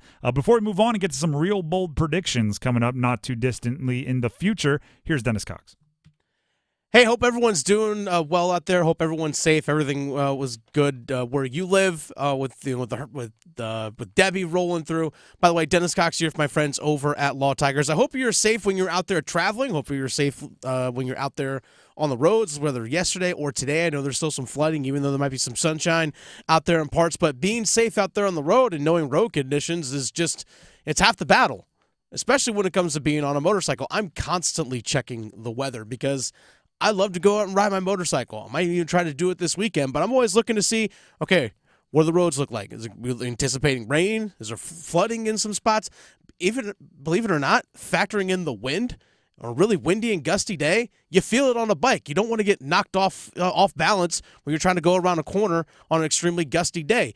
All things you have to take into consideration on a bike. But if you are injured in a motorcycle accident, this is where Law Tigers comes in. Give them a call at 1-800-LAW-TIGERS before you call your insurance company. Insurance companies just want to pay you the least amount possible, whereas Law Tigers, they're riders too. They understand what you're going through after an accident. They know what your bike and your gear are worth. That's why you got to give them a call at 1-800-LAW-TIGERS, again, before you call your insurance company. And your case evaluation is always free, and they do not get paid until your case settles. By the way, if you got an accident recently, maybe the insurance company isn't doing the job, still give Law Tigers a call. It doesn't cost you anything to call 1-800-LAW-TIGERS, North Carolina's motorcycle lawyers. Law Tigers is a network of independent law firms who are members of the American Association of Motorcycle Injury Lawyers. Law Tigers is not a law firm.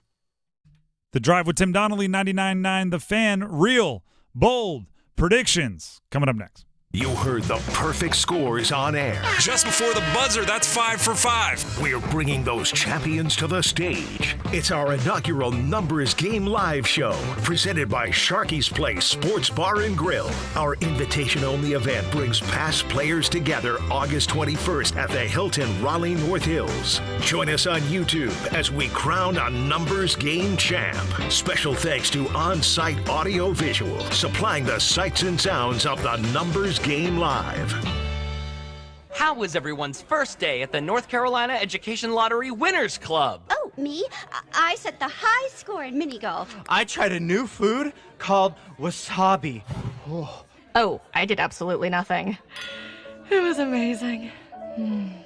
There's no wrong way to be a winner. New $50,000 payout and $1 million cash word are here. The Winners Club awaits. Must be 18 to play. Approximate overall odds of winning range from 1 in 3.54 to 3.58. Problem gambling helpline 877-718-5543. It's bow time. A leg and thigh dinner from Bojangles for just $5.99. Leg and thigh dinner from Bojangles for just $5.99. So crispy. So crispy. And juicy. And juicy. So much flavor. So much. Stop it. What are you doing? What, you expect me to get this delicious deal and not say anything? You're unbelievable. You're unbelievable. With a boldly seasoned leg and thigh, choice of fixin', a biscuit, and legendary iced tea, it's a deal so good it's worth repeating. So eat and repeat while it lasts. It's bow time. It's bow time. Dine in, drive through, or tap your favorite delivery app and have Bojangles come to you. Satisfy your craving for flavor right now with Bojangles 2-piece dinner. 2 pieces of Bojangles dark meat chicken, your choice of fixin', a biscuit, and iced tea for just $5.99. That's right, just $5.99 for limited time at participating Bojangles. What are you waiting for? When you're hungry, it's always bow time. Get the new Samsung Galaxy Z Fold 6 and Z Flip 6 powered by Galaxy AI with Spectrum free anytime upgrade. Use Circle to search with Google to see more and search more on the large Z Fold 6 screen. Or capture perfectly framed pics using FlexCam and Z Flip 6. Order now with Spectrum free anytime upgrade and get up to $1,000 off, plus the value of your trade-in. Visit a Spectrum store or SpectrumMobile.com today. Offer subject to change, valid for qualified residential customers only. Service not available in all areas. Restrictions apply. Navy Federal Credit Union is back with more eligibility. Now you can hear all your favorites like, my brother's a veteran, I get amazing rates. My mom served, I get 24/7 member support. Grandpa was a soldier and now I'm a member. And who could forget, thanks to my father who served in the military, I'm now eligible for incredible member benefits. Call 1-855-800-2102 or visit NavyFederal.org today. Navy Federal Credit Union. Our members are the mission. Navy Federal is insured by NCUA, Equal Housing Lender.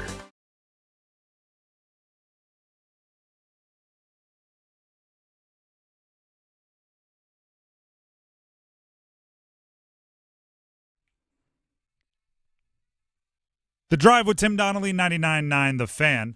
Listen to 99.9 The Fan for coverage of the summer games from France. We are from France. Here's the current medal count presented by North Carolina FC.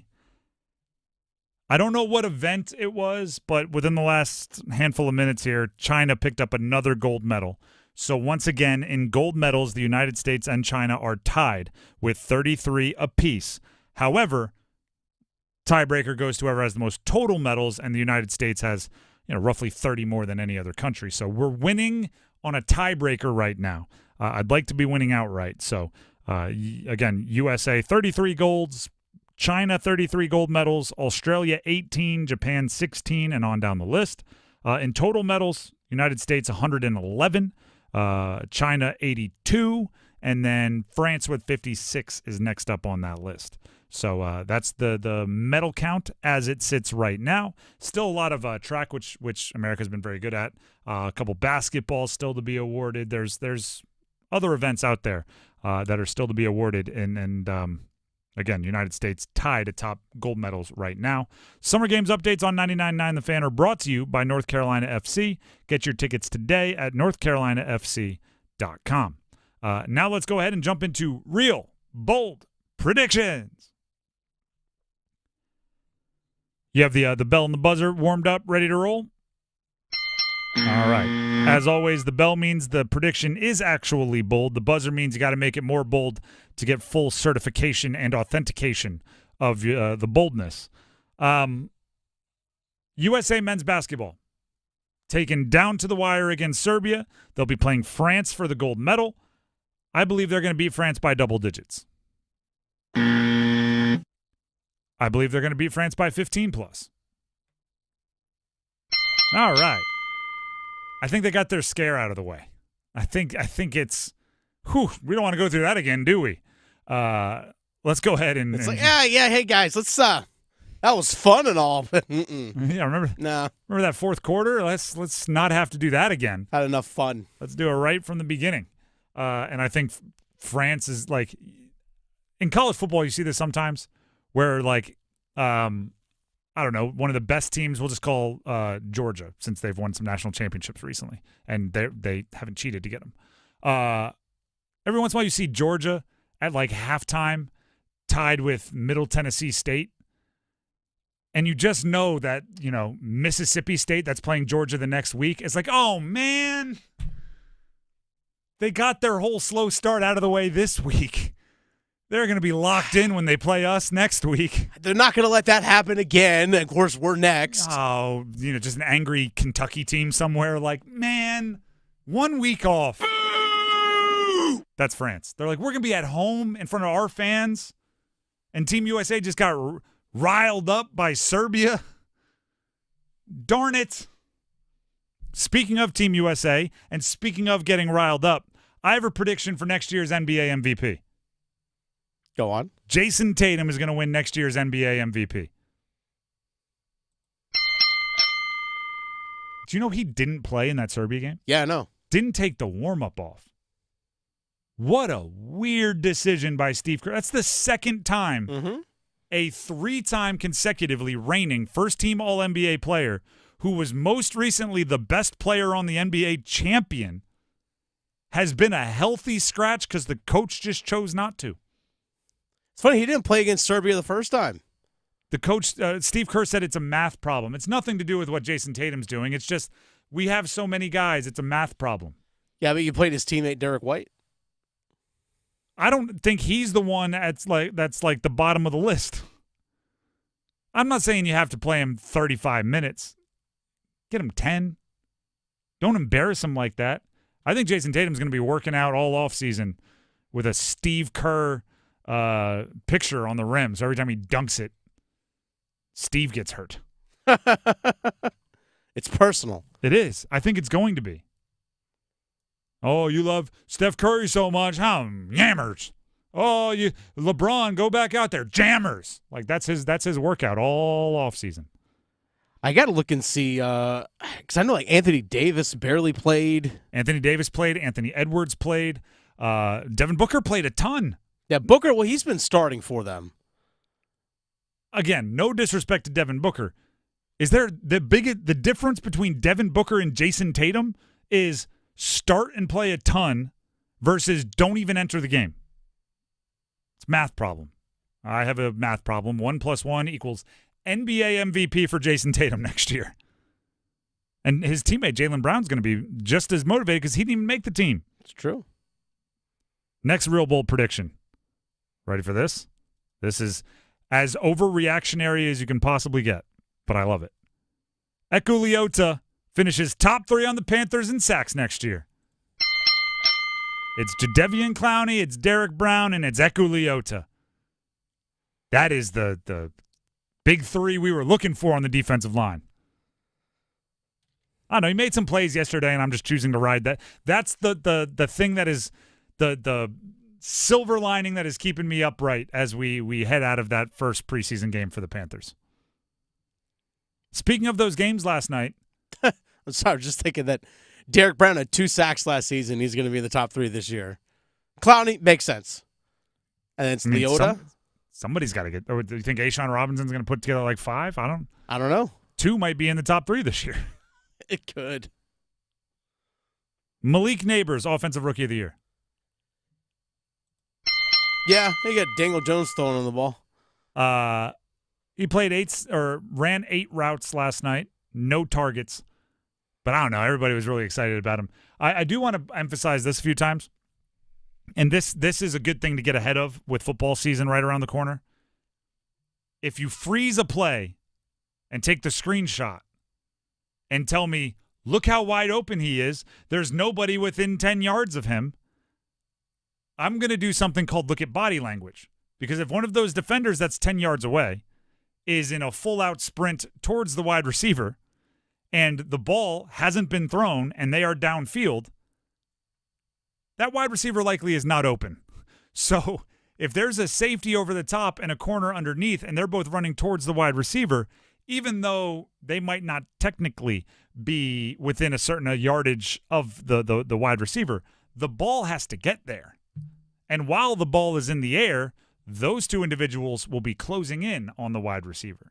I'm a big fan of not screenshotting plays. If you want to talk about a play, put the video clip, put the GIF, right? I also hate when a running back gets the handoff and he's 5 yards behind the line of scrimmage and there's a hole and you screenshot it and go, how did they miss this gigantic hole? And then when you hit play, linebackers coming right into the hole, or the defensive linemen are closing. I just think Neighbors is a good player, so I threw that in there and wanted to give a little lecture. This game is tonight, I believe. Are the Steelers playing tonight? Yeah, they are. Bold prediction, Justin Fields, week 1 starter, Steelers. I was thinking about it. When's the last time that the Russell Wilson's team wasn't financially motivated, almost guaranteed to start him? Probably when he's on a rookie contract, right? Yeah, his rookie year. Since then, he's had so much guaranteed money that they were going to start him regardless. It's the first time that's not the case. And he's been hurt, hasn't been practicing a ton. And Justin Fields is an all-time, I don't know how you can't figure out a way to make that guy successful guy. He's first team all, we got to make that work. He runs a 4.4 and can throw it 70 yards. Do we have time for one more? Real quick, because you have Window Nation. It's been the same one for the last 4 consecutive bold predictions. The ACC gets 3 teams into the college football playoff. Speak it into existence. Which 3? You didn't ask. I already got the bell. The Drive with Tim Donnelly, 99.9 The Fan. Tim Donnelly here for Window Nation. It's hot out there. It's cold out there. It's storming out there. It's windy out there. And your windows have to put up with all of it. And more importantly, or maybe not more importantly, right? Your windows want to keep all that outside environment out. But one thing they also do is keep what's inside. What I mean by that is, these hot days, you might run the air conditioning. When it cools down, you might want to turn it off. Either way, you don't want to be controlling the temperature with your air conditioning or your heat in the winter of the outside. If your windows are old, if the materials are cracking, if they're leaky, if they're sticking, you might just be having the air that you're paying to heat, cool, and everything else inside escaping, and that can really do a number on your energy bill. The funny part is, a lot of times it's not even the part you think. Right, Justin from Window Nation came into my house. He did the free no obligation consultation for me and my wife, and you'd think like, yeah, if I don't push the window down, maybe that seal is where air can escape. But then he checks like the sides, he checks the middle pane, he checks the top corner, and you're like, oh, yeah, there's a lot of ways that air might be getting out of my house.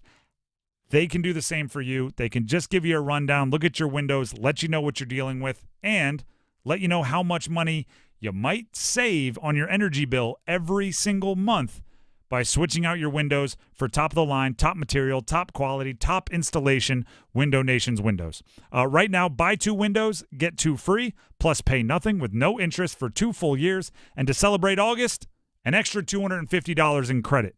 Buy 2 windows, get 2 free, pay nothing, no interest for 2 full years, and an additional $250 credit celebrating August. If you want that free no obligation consultation and quote, give them a call. 866-90-NATION. That's 866-90-NATION, or visit windownation.com to schedule. That's windownation.com to schedule now. We'll take a break. When we come back, the starting 5, including a trade anniversary and a birthday to celebrate. Stick around. The Adam Gold Show. Does the ACC need their own Paul Feinbaum? Not really. You know what the ACC really needs? They need NC State to beat Tennessee. They need North Carolina to beat Minnesota. They need Clemson to be good against Georgia. Win? I don't know, man. Georgia's a brick wall. But look the part. And Miami? Beat Florida. That's what the ACC needs. Win some of these games. The Adam Gold Show, weekdays starting at noon on 99.9 The Fan. Is foot pain keeping you from living the life you love? Hi, it's Jonathan Cotton with the Good Feet store, and life is too short to be living with foot, knee, or back pain. When all 4 arches in your feet are supported, the results can be amazing. Go to goodfeet.com to make your appointment today. Lenny went to college and racked up huge debt. A little bit over $100,000. For a degree he couldn't use? Now what? I had a friend that went to my computer career and they talked to me about it. He was done in just months. I did do it online. They even helped him get hired immediately after graduation. One of the things I love about IT is that you can work from anywhere you want. You could become an IT pro in just months with 0 experience at My Computer Career. It worked for me and I know it can work for you. It's not rocket science. It's mycomputercareer.edu. You know that feeling? That confident, swaggerific feeling that says, look at me, world, I know stuff.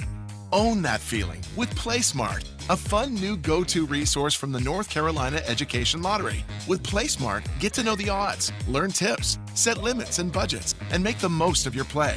Awesome feeling, right? Right. Play smart, the way smart players play. Visit ncplaysmart.com.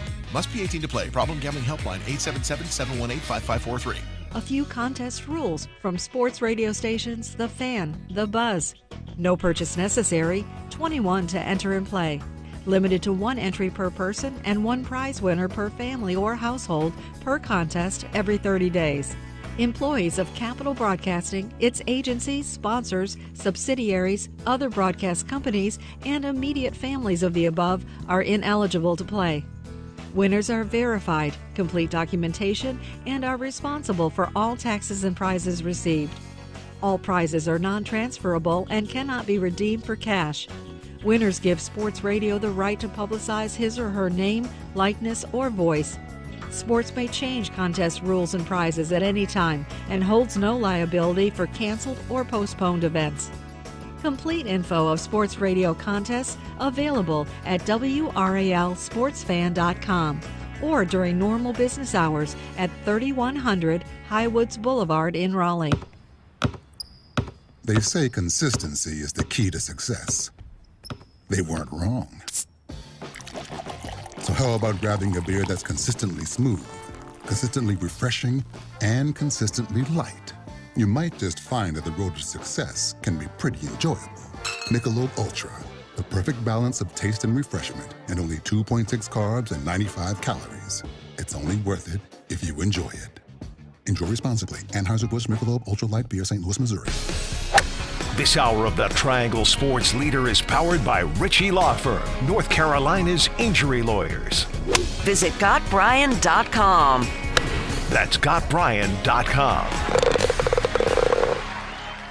WCMC HD1 Holly Springs. Take us with you on radio, web, app, Alexa, and YouTube. 99.9 The Fan, the Triangle Sports Leader. Good afternoon, everyone. I'm WRAL meteorologist Mike Maye. Drying out after the deluge from Debbie. We have a small chance for a shower or storm this evening, 74. Through the weekend, both Saturday and Sunday, a 40% chance for afternoon storms, 92 Saturday, 89 Sunday. Weather update brought to you by Newcomb & Company, where your comfort is their business. Visit newcombandcompany.com. 5 o'clock check of your money. Dow Jones up 51 points today to 39,497. It's 5 o'clock. Time to serve up the biggest sports stories of the day. Here comes your starting 5. The starting 5 here on The Drive with Tim Donnelly on 99.9 The Fan will be coming your way in just a minute. But first, it's time for the final keyword of the week. We'll start up again on Monday. But the final keyword of the week in the Fan Football Flyaway. Every weekday from noon to 6, once an hour here on 99.9 The Fan, we are giving you a keyword. If you text in that keyword, I'll give you the number in a second, before the end of the hour. So I'm giving it to you right now at 5:01. If you text it in before 6, you will get an entry into our Fan Football Flyaway, sponsored by the fabulous Mandalay Bay Hotel, Atlantic Spas and Billiards, Buffalo Brothers, and Newcomb & Company. The prize is a round trip for 2 to Las Vegas. We're talking room, food credits, and you get to see Carolina play football against the Silver and Black in September. Nice. The key word, I need to make sure I have the right one here. The key word for today is, or for this hour, I should say, PAD. P-A-D as in dog. PAD. Text PAD, PAD, to 919-860-5326 to enter for your chance to win a trip for 2 to Vegas. You get the room, you get all that stuff I mentioned, and you get to see Carolina play against the Silver and Black this September. The only rule is you need to have the text in by 6 o'clock. So don't wait. Don't wait all the way to the end. Do it right now. Text in PAD to 919-860-5326. The next keyword you can hear on the Adam Gold Show at in the noon hour on Monday. Everybody cool on that? Everybody, any questions before we move on? I feel like an elementary school teacher. No? All right. Let's get to the starting five, starting with number 5. The Olympics are going on, and there's quite a few storylines that we need to address here involving the Olympics. Not the most important, but certainly the most ridiculous. Breaking, the breakdancing competition. Oh, yes. Is hilarious. Now, I don't know if this is because we talked about it earlier and the machines are always listening. Mm-hmm. Every commercial, when I check social media for breaking news, I've seen 900 videos of Ray Gunn, the Australian representative in the breaking competition, with people just not being complimentary. It's a tough look. It's a tough look. There was one time, ready for a personal story here. Yeah. I was living in Hawaii growing up, and I was out body surfing. And have you heard of a man-o-war jellyfish? Yes. I actually did a school project in the 3rd grade on one. All right. I got stung by a man-o-war jellyfish. Oh, wow. Okay. Which is wildly painful. It is one, like, obviously it didn't last as long as like a broken collarbone or a broken kneecap or something. One of them, like, legit worst pains I felt in my life is this man-o-war. And it hit me right in the dead square middle of the back, and the tentacles wrapped around. So I couldn't just do what most people do when you get stung, which is instinctively just grab it and fling it, right? Couldn't quite get to it. So I ran up on the sand. I dove on my back in the sand, and I did like the dog trying to scratch its back in the grass move. Mm-hmm. You know what I'm talking about? Yeah. Hands in the air, doing the turning your body into a C in different directions, like a C shape. I'm not wholly positive that if I were to do that same move today, I would not have beaten the Australian breaker in the Olympics. I might not be as flexible as I was back in the day, but yeah, I think that's essentially all it would take to beat her. And the worst part about it is, breaking will not be in the LA Olympics in 2028. Nope. So they're going through the embarrassment this year of looking ridiculous. This is how it happens, by the way, right? Has anybody ever seen the first UFC, like UFC 1? Yes. It is ridiculous. Oh, yeah. They had like... There's no weight classes. Yeah, they had the giant, like the 400-pounder against the guy that trained in Muay Thai. It looked ridiculous. It was like a gadget thing. But guess what? That's where Gracie Jiu-Jitsu really blossomed. The great athletes and great fighters see something like that, and then over time they develop, and now you have like elite athletes in the UFC world. Breaking in the Olympics is in the ridiculous UFC 1 edition right now, right? It looks ridiculous, but there are 10-year-olds watching going, I've got a ton of rhythm. I'm really athletic. I have unbelievable spatial awareness. I can do flips. I'll get into it. And then next Olympics would be a little better. Next Olympics. And then hopefully one day it would be a legitimate Olympic sport that people are not making fun of. Instead, they're just going to do the ridiculous of the first year, and they're going to do away with it by 2028. It's absolutely ridiculous. I think when new sports come in, they have to do like a trial year, basically. That's fair. It's interesting because I know lacrosse is coming in 2028. At least a version of the lacrosse that we know is coming in 2028. And a version? Is there differences to lacrosse? Well, the format is called sixes. It's different than what you would see in like college or pro lacrosse. Why do they do that? Why not do the same thing? Because it's a lot easier internationally to teach the game because men's and women's play by the same rules in sixes as opposed to women's lacrosse on the field in the U.S. and North America is different than the rules of men's lacrosse. So it's a lot easier to teach the game to like groups of kids. So is flag football an audition as well? I think so. Oh, man. I thought flag football was just in there. I mean, it technically is an audition, but I mean, it'll probably stick around. They got Jalen Hurts as like the face of it. Yeah. He's got cool commercials out there. I think pickleball is coming next. Oh, yeah. It'll be in there. See, I like that we're just adding stuff that Americans should be really good at. We're going to add flag football. We're the only people that play football. We're adding lacrosse. It was invented by Native Americans, right? We got to have some history here. Mm-hmm. And then add pickleball in because we've got, country clubs all across the nation teaching the grandparents who will then teach the next generation of superstars of pickleball. To the next generation of grandparents. Just keep that. We have the Olympic American pickleball team coming out there, Gertrude and Elmer. I go to the Y downtown Raleigh, work out and swim, and the gym sometimes is just one half of the gym is just pickleball going on. Yeah, nonstop. Mm-hmm. Do you think we could I feel like Serena could come out of retirement and be a legit pickleballer? She probably could, right? Just Federer, say hey, you don't have to run, just stand there and smack the heck out of it. The Drive with Tim Donnelly, 99.9 The Fan. That's number 5. Let's jump to number 4. We are the Four Horsemen. Woo! Today is a significant day in hockey history for a few reasons. We'll start with a trade-iversary. On this day, August 9th, in 1988, Wayne Gretzky was traded from Edmonton to L.A. Greatest player ever lived. By the great one. By a wide margin. Yeah. It's think of what that would do. There's all these moments in time where you think, gosh, what would happen if social media was around at that point in time? Or what would happen if 24-hour sports networks were around at that point in time?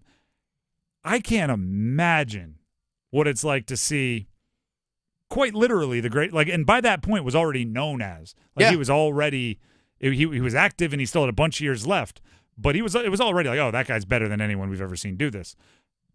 To be traded, especially, we get conditioned in the NBA to, the great players going to New York, going to L.A., because these are the traditional basketball markets. He left Edmonton as a hockey player and went to sunny Los Angeles. And here's the thing, is last year in Edmonton, they won the Stanley Cup. It was their 4th cup in 5 seasons. That team was loaded, even an addition to Gretzky. But it's just one of those things where I'm can you imagine if that happened today? Think of it this way, for context, for at this moment in the current sports world, if all of a sudden the Chiefs were we're just going to trade Patrick Mahomes. Yeah, exactly. We're just going to go and trade him. And no, we're not sending him to New York City. We're sending him to, the Vikings. Yeah. Congrats, you're going to the Falcons. Yeah. Just a seemingly random trade. The other thing that was happening on 1988, August 9th, Rod Brind'Amour was celebrating, I believe, his 18th birthday. Hey, there you go. Happy birthday, Rod Brind'Amour. There we go. Not just on that day, but today. To think of how far hockey has come since that day, because you look at our program director, Paul, was telling us this. Back in that day, there are 21 NHL teams. Now there are 32. Mm-hmm. The southernmost teams were St. Louis and Washington Capitals. St. Louis Blues and Washington Capitals. I think technically by latitude. LA might be. Technically by latitude was LA. But there are no Florida Panthers. There's no Tampa Bay Lightning. There's no Carolina Hurricanes because there's still the Whalers. There's no Nashville Predators. Atlanta hadn't had their second franchise yet because they initially had the Atlanta Flames. They moved to Calgary, became the Calgary Flames. The Quebec Nordique had not moved to Colorado yet. The Winnipeg Jets hadn't moved to the Arizona Coyotes yet, which are now the Utah Hockey Club. No San Jose Sharks, no Anaheim Ducks. Dallas Stars were still in Minnesota. It's amazing how much the game has evolved over the last 36 years. Yep. And it's the I kind of wish every sport had a Gretzky because it's just inarguable, right? It's just he's the dude. You just brought up all the different ways hockey was different, right? Smaller league, the regionality of it was different. But pretty much everyone if you drop Gretzky into today, he's putting up, 150 points. It's just one of those things where everybody, it's so frustrating when you accidentally stumble in the NBA into, making a point about Jordan or LeBron, and then you just know, all right, the point I was trying to make is now done because we're just going to argue about this for the next 25 minutes. Or you talk about, a football player and you're like, Barry Sanders. Then all of a sudden someone's yelling at you about Jim Brown. And you're like, this wasn't even my goal here. Like Gretzky, you can have legit conversations about, and other hockey players, because it's uniform. And happy birthday to Rod Brind'Amour. You know what hasn't changed since that day as well, when Rod turned 18 and when Gretzky got traded? You know what hasn't changed? Leafs still can't win a cup. Leafs fans, that's Dennis Cox on Twitter, the fan rookie. Yeah, that's fine. At me, I don't care. I'll just send you 1965 as a reply. Be a fun little bit if you just have to send out 1965 100 times. That's fine. I'll quote him. Fun little bit. That's number 4. Let's get to number 3. 1, 2, 3. I'm gonna tell someone else's joke here. And I don't know whose it is because it was said 100 times on Twitter. It's one of those things where everybody was copying everyone. I don't know who thought about it first. But I'm going to give you the setup. The Panthers team plane flying back from New England last night. The team confirmed that their chartered team plane, after landing safely, did run off the taxiway and into the mud. The team can also confirm that no injuries were reported and no one was hurt, which is why we're allowed to make a joke about this. They were forced to bus from where their plane had gotten stuck in the mud to the terminal in Charlotte to get off the team plane. The joke is right there for the picking. Even the Panthers plane can't touch down. After a preseason game in which they scored 3 points, even their plane can't touch down. Ba-doom. It's a funny joke. It's a little true, which makes it a little bit painful, but it's a funny joke. You know what else was funny last night for the Panthers game?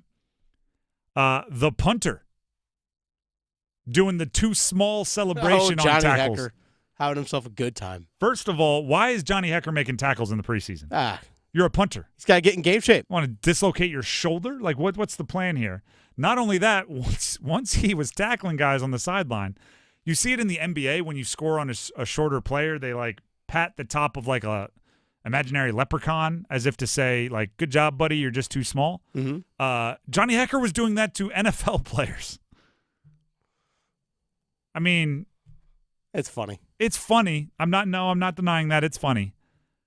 I do think a lot of times, like, punters write checks that the rest of their team has to cash. Like, if you talk trash, no one's gonna hit the punter. They're gonna hit me. But it was funny, and he did it multiple times. I wonder if that's just gonna become his thing. I hope it does. That's number 3. Let's jump to number 2. Just the two of us. What other games do you want to see preseason week 1? Like, I wanted to watch some preseason football last night, and I did.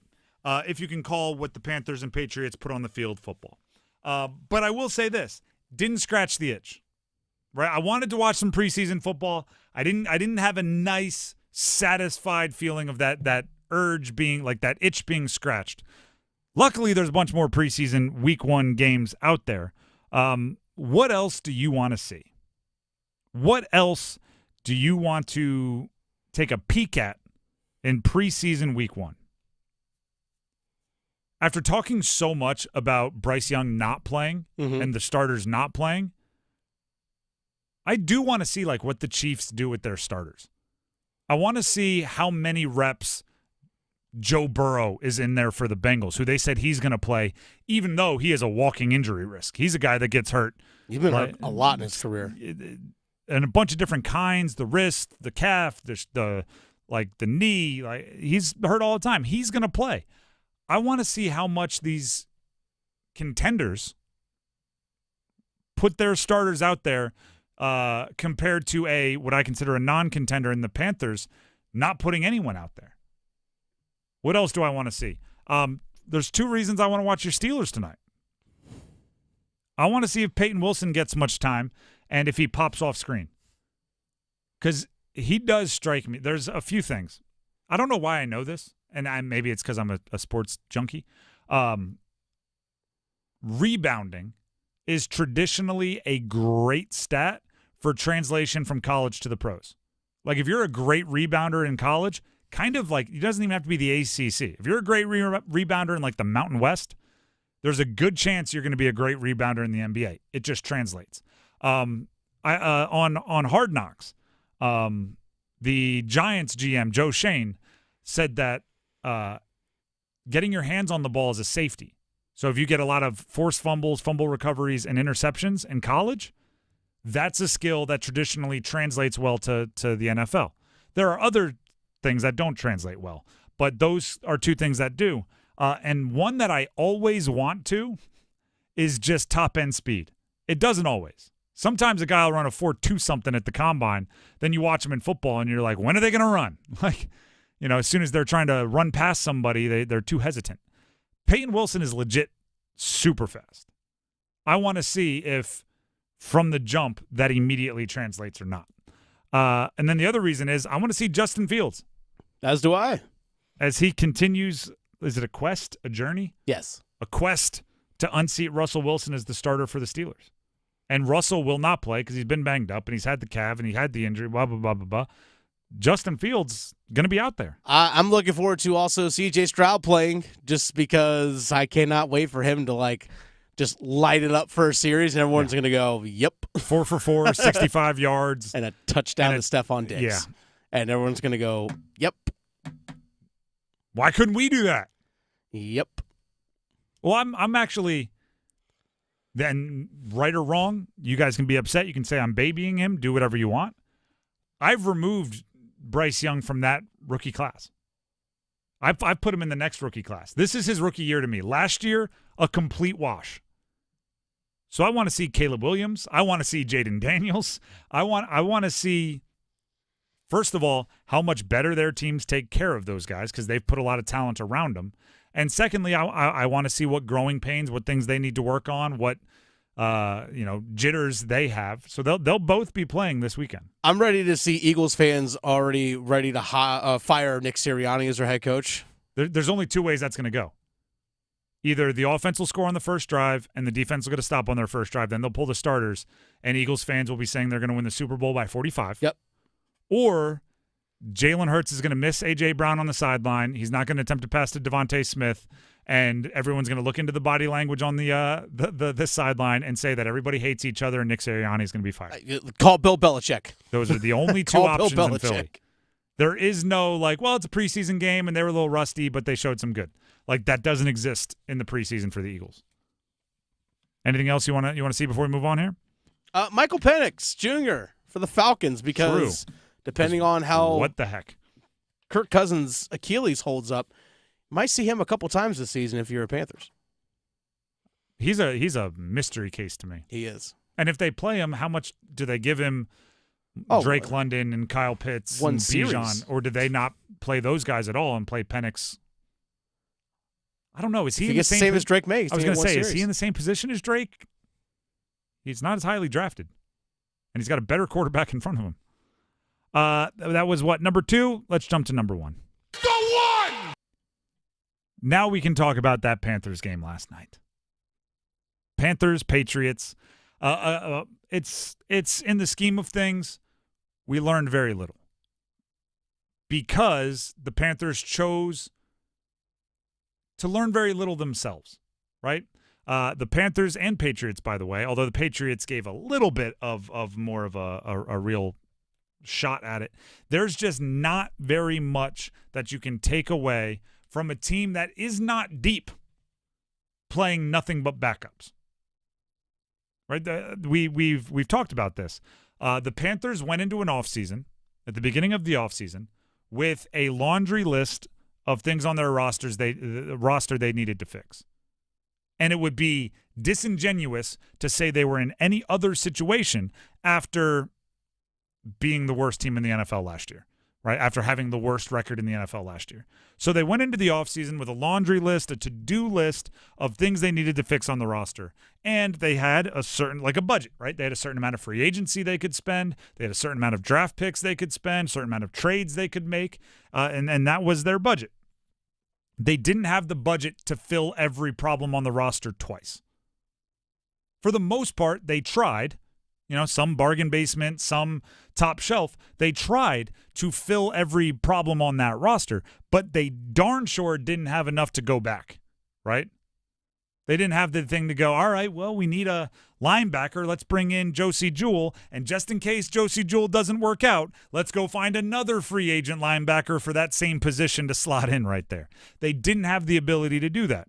So they are a roster that should be greatly improved for the starters. But they are a roster that does not have the depth on the second and third and fourth string to put together a acceptable product if you take away all the starters, which is exactly what they tried to do last night. So if you're watching it, and I watched every play, don't know what that says about me, but if you were watching it like I was watching it, it wasn't good football. But also, if you were watching it and being aware of what players were out there, probably shouldn't have been expecting good NFL football. Now, I want to be clear here. We're talking NFL football, right? Even though the worst players on any NFL team are better than just about any of the best players on a college team. They are the cream of the crop. So it was, to a certain level, decent, but it's going to leave a lot to be desired. And then on top of that, you had some negative momentum things, right? Couple drops early. I'm not sure if those Mingo and Marshall drops happened in the third quarter, which, by the way, they shouldn't be in the third quarter. But hypothetically, if those drops happen in the third quarter, it's a completely different vibe for the whole night. They happened on the first drive, and they prevented you from picking up your first down. And they prevented you from getting Jack Plummer his first taste of success in an NFL game. And once those strings were pulled, it unraveled pretty quickly. Dave Canales, after the game, talked about the bad spots the offense put themselves in. Saw some really physical play from the defensive side. Offensively, played hard, played physical, but the execution just wasn't there. We put ourselves behind the sticks a bunch with some pre-snap penalties, holding calls, some things like that are things that we're going to have to work through. But when that happens, it just makes everything so much harder. And we'd like to be able to have those downs and be able to mix things more and sustain drives. That's something we got to do. That is something you got to do.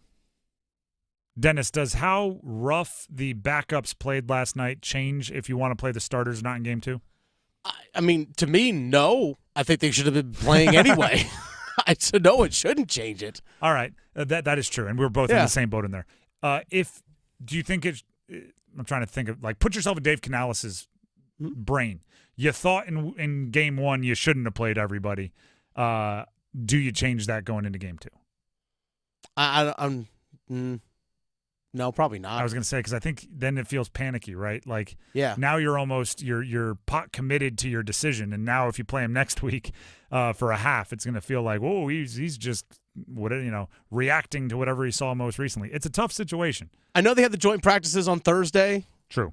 But here's the thing: last year we saw, I know Bryce Young and the starters, even in the game against the Jets after their joint practice, still played 2 series. True. So it's not unprecedented for them to be out there. And they need the reps. They need the reps. The Drive with Tim Donnelly, 99.9 The Fan. Let's go ahead and get some contestants for the numbers game, shall we? We have a $25 gift card to Sharky's Place. Sharky's with back-to-back-to-back-to-back wins for best wings in the Triangle, voted best sports bar, quite possibly the best neighborhood bar in the world. Sharky's. We have a $25 gift card going to the winner. To win, you have to play. To play, you have to call in now. Give them a call, or give us a call, I should say. 2 contestants. The number to call, 919-860-5326. That's 919-860-5326. Numbers game coming up. Hey, Carolina Panthers fans, it's Dennis Cox from 99.9 The Fan. For all the inside information on your team, join me and my co-host, WRAL TV's Chris Lee, for our podcast, Panthers Playbook, presented by Carolina Ford Dealers. In every episode, we'll keep you up to date on your Panthers, and we'll do it with access only we can provide. Locker room insight, exclusive interviews, and in-depth looks at every Panthers game. Follow and subscribe to Panthers Playbook wherever you discover your favorite podcasts or watch on YouTube.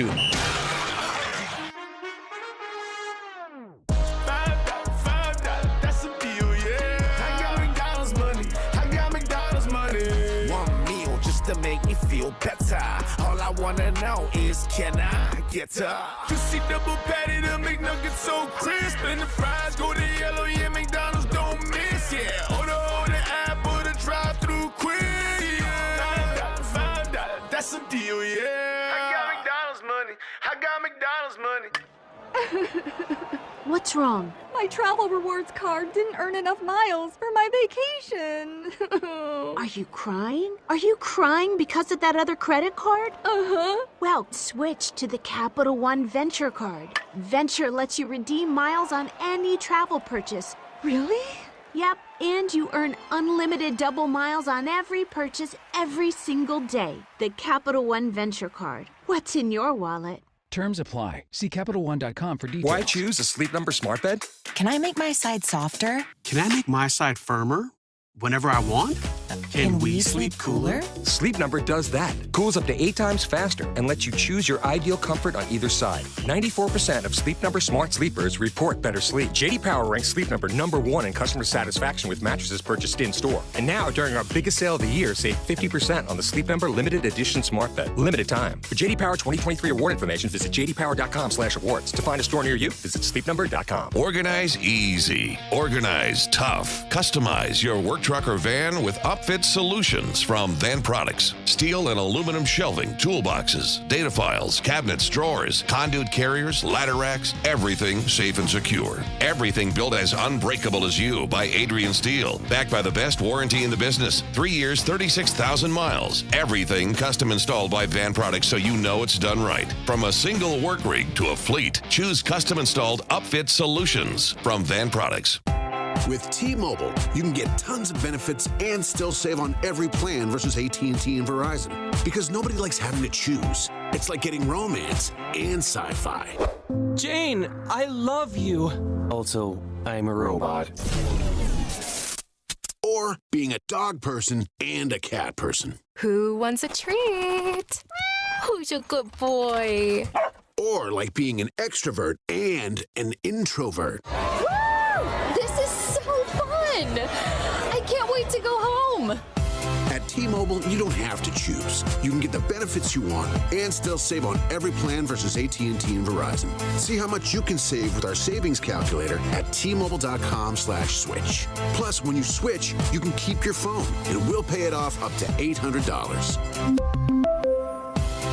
Via virtual prepaid card in 15 days. Qualifying unlocked device, credit, service, and timely redemption required. Card has no cash access and expires in 6 months. See T-Mobile.com.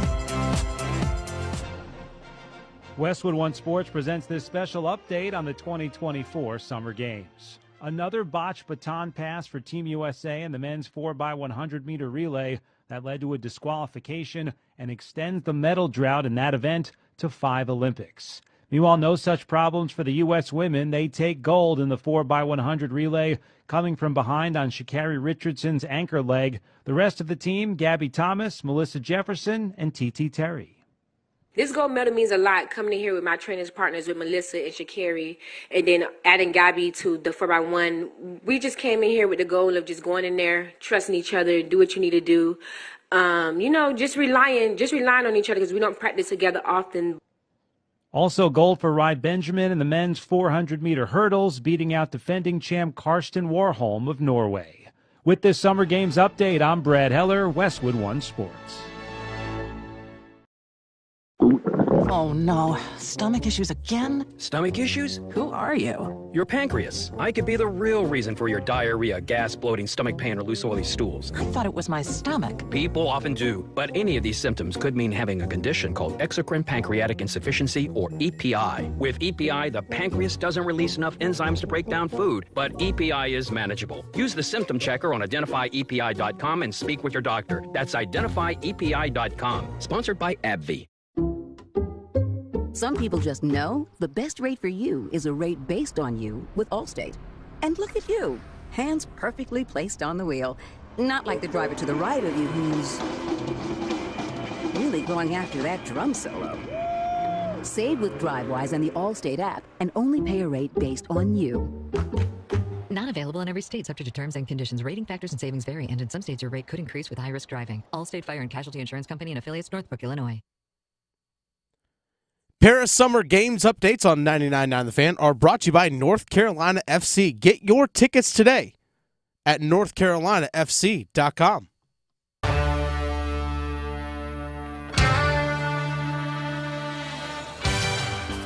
The Drive with Tim Donnelly, 99.9 The Fan. Time for the portion of the day where I get to pretend I am a game show host and then run the numbers game for two contestants. Robbie and Clayton, Jay and Durham on the line for today's game. They'll be playing for a $25 Sharky's Place gift card. As always, we have to ask a question, pick our favorite answer to see who goes first. We'll start with Robbie and Clayton. Robbie, are you there? Yes. That was a yes? All right. Yeah. Robbie, the question is, on a Friday, what are you looking forward to most about the upcoming weekend, but it has to be sports related? All right. I'd say the U.S. men's basketball gold medal game after the close call against Serbia. Solid answer. They're being played tomorrow. And I believe the women are also playing France. France beat Belgium in overtime. So it's U.S. versus France in men's and women's gold medal match. First time ever in the Olympics. Look at that. Let's get them both, huh? I guess first time that like two countries on both men's and women's side playing each other. And one of them's the host country, and one of them's the biggest stars in the sport. Mm-hmm. It's going to be electric. Jay and Durham, we go to you with the same question. What is the highlight of your upcoming weekend? But it has to be sports related.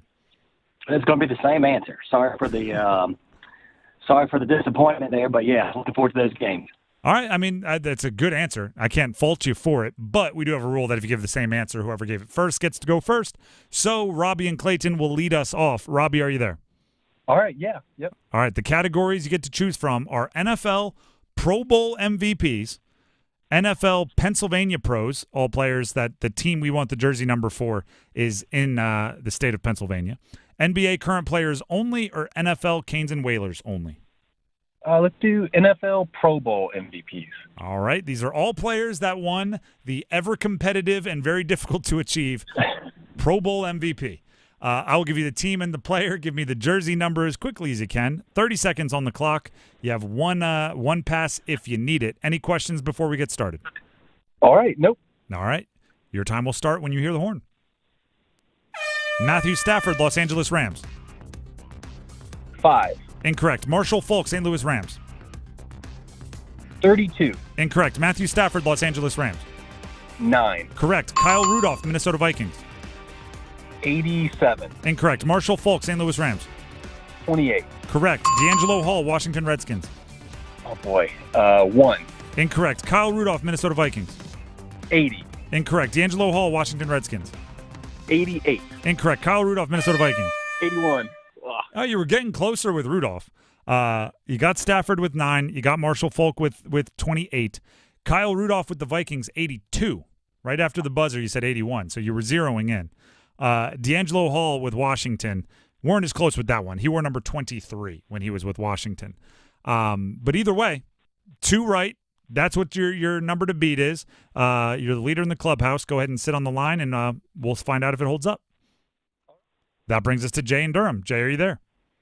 Absolutely. All right. The categories remaining for you to choose from are NFL Pennsylvania Pros, NBA current players only, or NHL Canes and Whalers only. Let's do NFL Pennsylvania Pros. All right. Works the same way for you as the last contestant. I'll give you the team and the player. Give me the jersey number as quickly as you can. 30 seconds on the clock. You have 1 pass if you need it. You need 3 for the win. Any questions before we get started? No, sir. All right. Your time will start when you hear the horn. Jalen Hurts, Philadelphia Eagles. 1. Correct. Najee Harris, Pittsburgh Steelers. 22. Correct. Jason Avant, Philadelphia Eagles. 18. Incorrect. Hines Ward, Pittsburgh Steelers. 82. Incorrect. Jason Avant, Philadelphia Eagles. 11. Incorrect. Hines Ward, Pittsburgh Steelers. 89. Incorrect. Jason Avant, Philadelphia Eagles. Pass. Jeremy Maclin, Philadelphia Eagles. 18. Correct. That was the one he needed, right? That's what he needed. What a decision to pull the pass card out of your back pocket with just seconds remaining. 86. Hines Ward is 86. Our Steelers fan producer here, you can see smoke coming out of his ears as you kept getting Hines Ward wrong. Jason Vaughn is 81, if I'm not mistaken now. Yeah, Jason Vaughn is 81. So you were just the nerves of it kept you from a perfect score. You knew them all. You just couldn't spit it out. First time participant. First-time participant, first-time winner. The 3 is enough for the win. You got Jalen Hurts with 1. We would have also accepted 2. He's worn both. Najee Harris with the Steelers, 22. You got that. Jason Avant, you just mentioned it, 81. Hines Ward with the Steelers, 86. And then Jeremy Maclin, the one right under the wire to get the win, number 18 with the Eagles. Congratulations. You get the Sharky's Place gift card. Thanks so much. All right, stay on the line, and Dennis will get the info he needs to make sure you get the gift card. Sharky's with back-to-back-to-back-to-back wins for Best Wings in the Triangle, voted Best Sports Bar, quite possibly the best neighborhood bar in the world, Sharky's. If you like the numbers game, you're going to love this information I'm going to pass along right now. For the past year, you've heard perfect scores on air, 5 for 5s, right? I get way too excited when we get a perfect score, but I can't help it.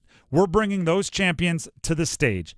All of the 5 for 5s, all of the perfect scores on the numbers game have been invited to our inaugural Numbers Game Live show, presented by Sharky's Place Sports Bar and Grill. Our invitation-only event brings past players together, those past perfect scores, together on August 21st at the Hilton Raleigh North Hills, and all of you can join us on YouTube live as we crown a numbers champ. Special thanks to On-Site Audio Visual, supplying the sights and sounds of the numbers game. The night will be full of prizes and surprises. Got a few things up our sleeves. It's August 21st, the numbers game live, Hilton Raleigh North Hills.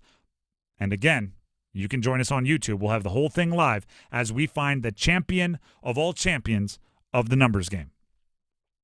Also, quick reminder that you want to be listening, and we already gave the keyword for this hour, but every weekday from noon to 6, each hour here on 99.9 The Fan, we give out a keyword for our fan football flyaway, which could win you a round trip to Vegas, to Sin City for 2. You got the room, you got some food credits, you got tickets to see Carolina play against the Silver and Black out there in the desert. But all right, to increase your chances of winning, you want to tune in every hour from noon to 6 on 99.9 The Fan every weekday. So the next keyword given out will be Monday at noon, in that noon hour. And then every time you text in each hour, you get another entry into the drawing.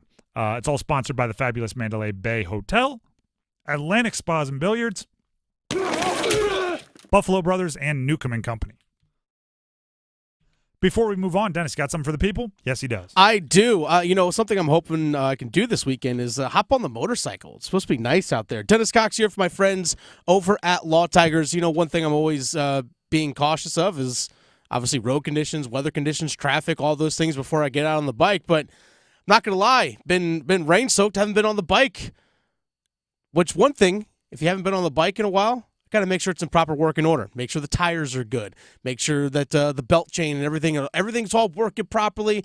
Brakes, all those things are in working order before I get out there on the road. That's always something I got to make sure before you hop on 2 wheels, before you grip those handlebars. You got to make sure your bike is in proper working order. But sometimes accidents do happen, and this is where Law Tigers comes in, because if you're injured in a motorcycle accident, call 1-800-LAW-TIGERS before you call the insurance company. Here's the great thing about Law Tigers. One, they understand what you're going through after an accident because they're riders too. They ride motorcycles. They're part of that community. They know what your bike and your gear are worth. But when you contact Law Tigers, not only do you get someone who understands what you're going through, you're getting someone local as well. It's not just some random person at a completely different end of the state. They know your area. They know where you live. They know exactly what you're going through. So that's why you got to give Law Tigers a call, 1-800-LAW-TIGERS, before you call your insurance company. Your case evaluation is always free, and they do not get paid until your case settles. Call 1-800-LAW-TIGERS, North Carolina's motorcycle lawyers. Law Tigers is a network of independent law firms who are members of the American Association of Motorcycle Injury Lawyers. Law Tigers is not a law firm.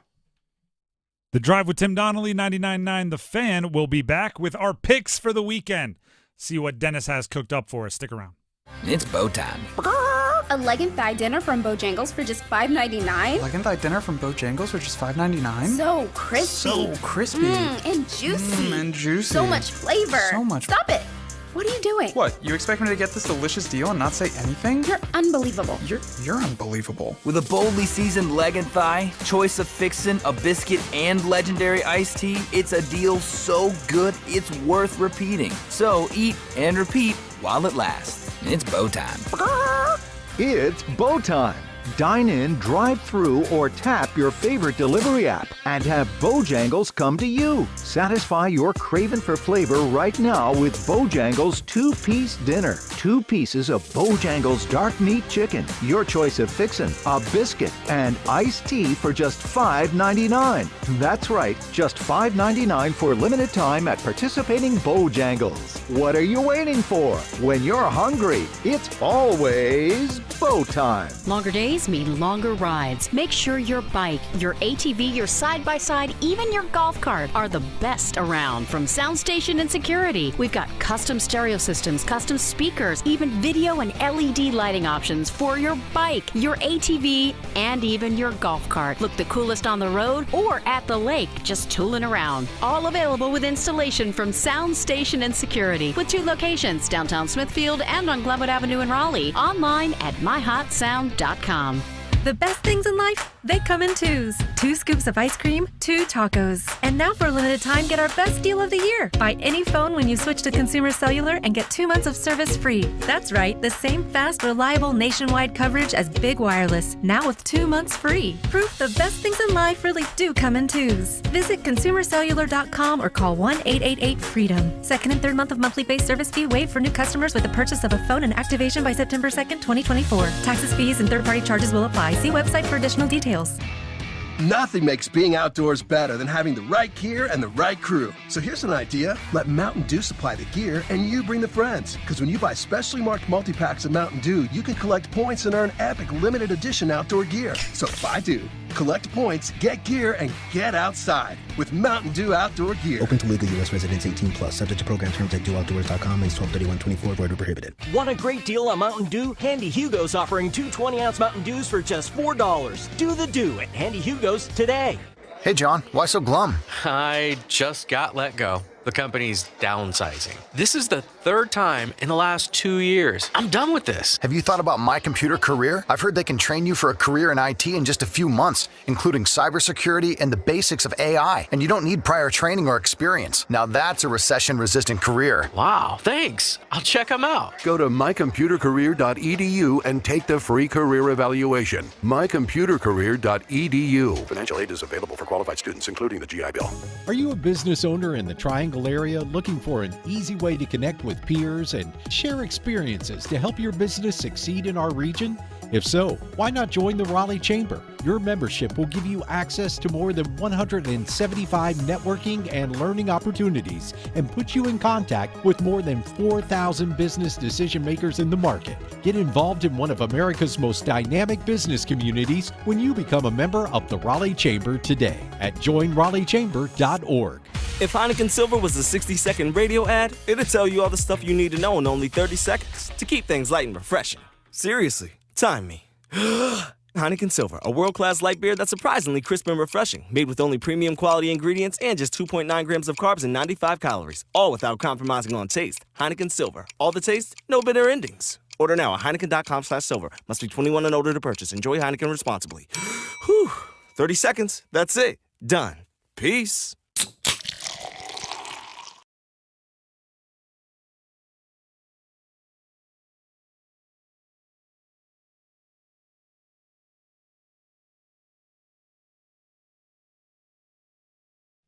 The Drive with Tim Donnelly, 99.9 The Fan. Listen to 99.9 The Fan for coverage of the summer games from France. Here's the current medal count presented by North Carolina FC. I believe the next time we talk, the games are going to be over. Yeah, they end this weekend. Sunday's the last day for competition. Man, it's been a fun Olympics. It has been. There's been a lot of really cool stories, some hilarity, some impressiveness, some heartbreak, some triumph. There's been a little bit of everything. What I do know is the United States and China are in a dead heat for the overall leading gold medals. 33-33 as of right now, all fresh, just to make sure it is as up to date as possible. Yep, 33-33 in golds. So need to pick it up here down the stretch. Need to close well in Saturday and Sunday. I'm not sure what weight class it is, but here in men's freestyle wrestling, U.S. is up 2-0. I'm not sure who it is against Japan in the gold medal match with 2.5 minutes to go. So let's get this Let's get this these win. 2 minutes. Let's win these last 2.5 minutes. Side note, from a media perspective, we're watching a wrestling match. Yeah. It is a gold medal match. It's 2-2 now. Takedown. It does not tell us what the weight class is or who the wrestlers are. Yeah, I know. Let's there's a saying in like play-by-play called time and score. Yeah. Which means if you're the play-by-play broadcaster, make sure you're giving people the essentials, right? Give them All the the time, time. give them the score, who has the ball, like what teams are playing, because you never know who just tuned in.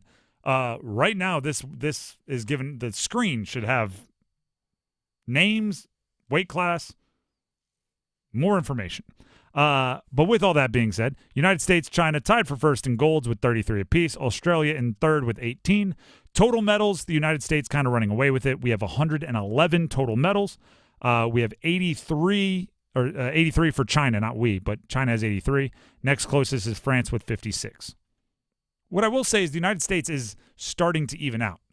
At the beginning of the Olympics, we had like 1 billion bronze and 2 gold. Now we have 33 gold, 39 silver, 39 bronze. Starting to even out, getting some positive regression there. So hopefully that continues and we pick up the pace with the gold. Summer games on 99.9 The Fan are brought to you by North Carolina FC. Get your tickets today at northcarolinafc.com. Dennis, what are we making picks for before we head out of here? Let's go right to basketball, right to hoops. Let's do it. Men's basketball tomorrow, gold medal match against France. I think there's a few minutes where we're impressed by Victor Wembanyama, but other than that, the United States rolls. I think they were scared into playing very well by Serbia, and that fear will play out into the gold medal match. Could you imagine what next NBA season is going to look like if France pulls out an upset and Victor Wembanyama has like a triple-double or something like that? The amount of attention. Triple-double with blocks. Yeah, exactly. Points, rebounds, and blocks. I mean, why not, right? Then it just ramps him up as a global superstar. There are those that believe he'll be a top 10 player in the NBA this year anyway. If he pours gasoline on that hype, billboards and stuff. He was already NBA Defensive Player of the Year as a freshman. Candidate. Or candidate. He was all defensive team. I apologize. He was, yes. He didn't end up winning. I believe Gobert I think won. Gobert won it again. But yes, he was a candidate. You may have been thinking who should have won the award. Well, there's that. But yes, then the myth of Victor Wembanyama would continue to explode but I don't think it's going to happen. I think Team USA is going to win. So, moot point. Let's go to women's basketball. Women's basketball Sunday. Basically, I think it's the last event to actually start. The put a bow on it? Yeah, it's the last event to start. 'Cause I know the marathon for women is on Sunday, and I don't know if that's going to finish by the time the basketball game ends. I think the marathon might be the last event that finishes, but the last event to start is women's basketball. So women's basketball, USA versus France. Which, by the way, I said it earlier, first time ever that it's in the Olympics where both countries represented in men's and women's basketball are the same. That's pretty cool. I think it's awesome. I think there should be if one wins and the other wins, rubber match, combine them, figure out who is actually the best at basketball. Just go aggregate scoring? Yeah, point differential. To be completely honest, the women's basketball team for Team USA has been everything that everybody wants the men's basketball team to be. They dominate, even if they start slow. By halftime, it's pretty much in hand. It's been the Asia Wilson and Brianna Stewart show, as those two are, quite frankly, the best two women's basketball players in the world right now, and they look like it. So give me Team USA to win by a bunch. All right, next one up here. We have the U.S. women's soccer team. Gold medal match. Who are they playing against? They are playing tomorrow. They are playing against Brazil. There's a gold medal match tomorrow against Brazil and Marta. Is Marta playing? Because she picked up a red card at some point in time, which meant you can't play in the next game. Did she already serve that? Yes, she said it's actually 2 game suspension for a straight red. Oh, wow. So, yeah, she's already served those. She's back. By the way, former North Carolina Courage star, Marta. There you go. Marta, for those of you that don't know, is like the Ronaldo of women's She soccer. goes by one name. Yeah. You know she's good at soccer. She's like the Madonna she's Seal of women's soccer. Messy. Would it be too weird to predict that the United States wins 1-0 in extra time?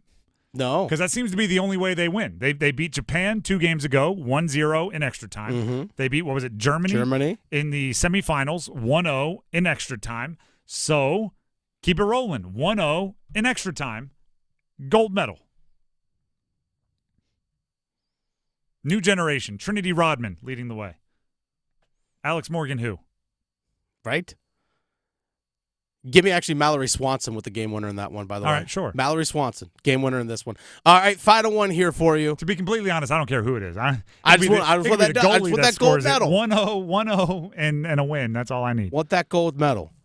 So we should get 3 this weekend. We should get at least 3, right? If you're counting all 3 of those team victories as one. Absolutely.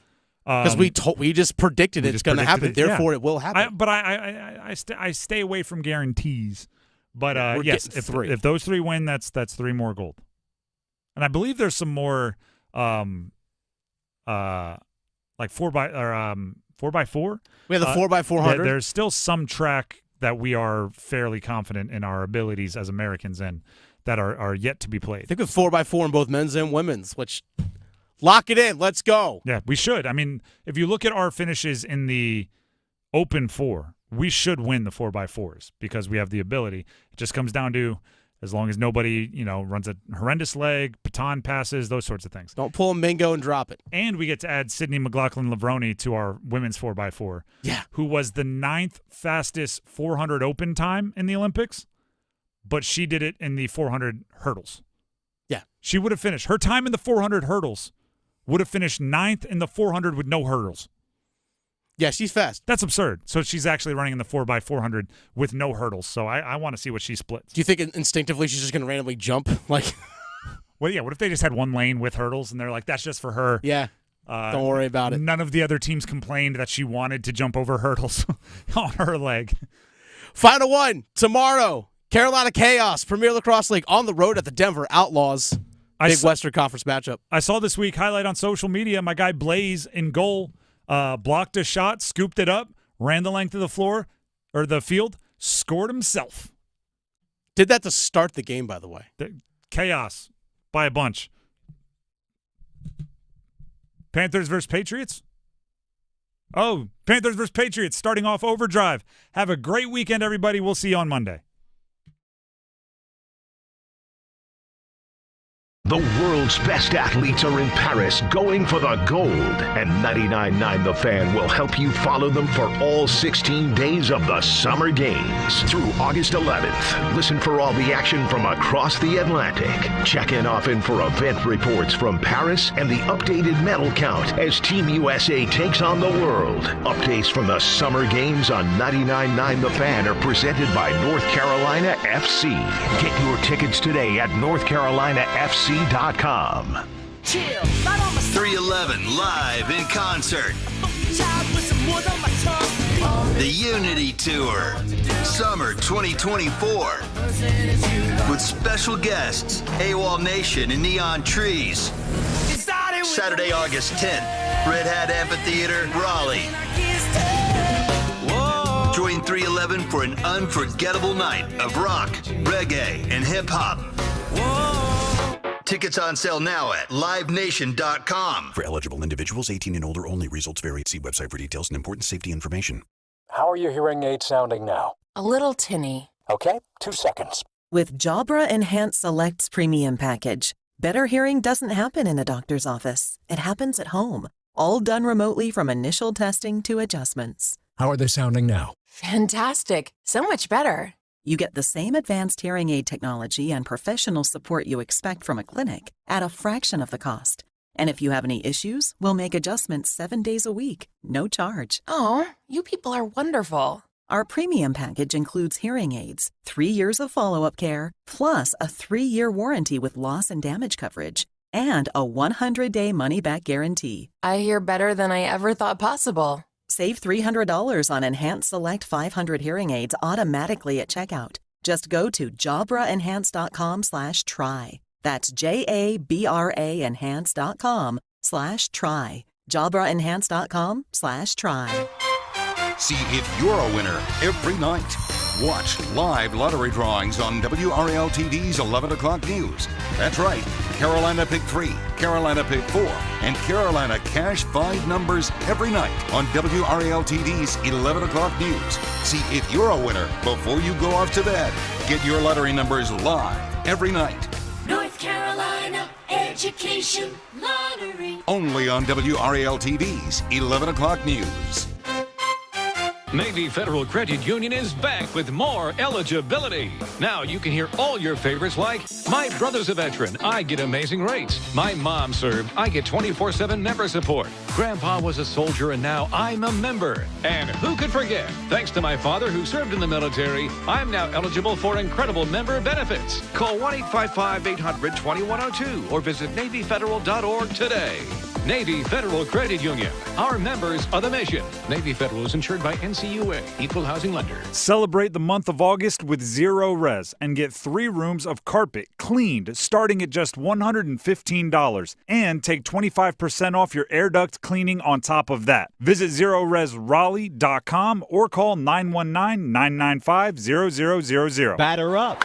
Theater Raleigh presents Bull Durham, a new musical playing Duke University's Reynolds Industries Theater in Durham, September 10th through the 22nd. Based on the classic movie, the film's original screenwriter Ron Shelton has adapted the story for the musical, so you can follow Crash Davis's Durham Bulls story and his romantic love triangle in a new genre. The perfect blend of comedy, drama, and steamy romance. Get your tickets for Bull Durham, a new musical, today. Details and ticket info at theaterraleigh.com.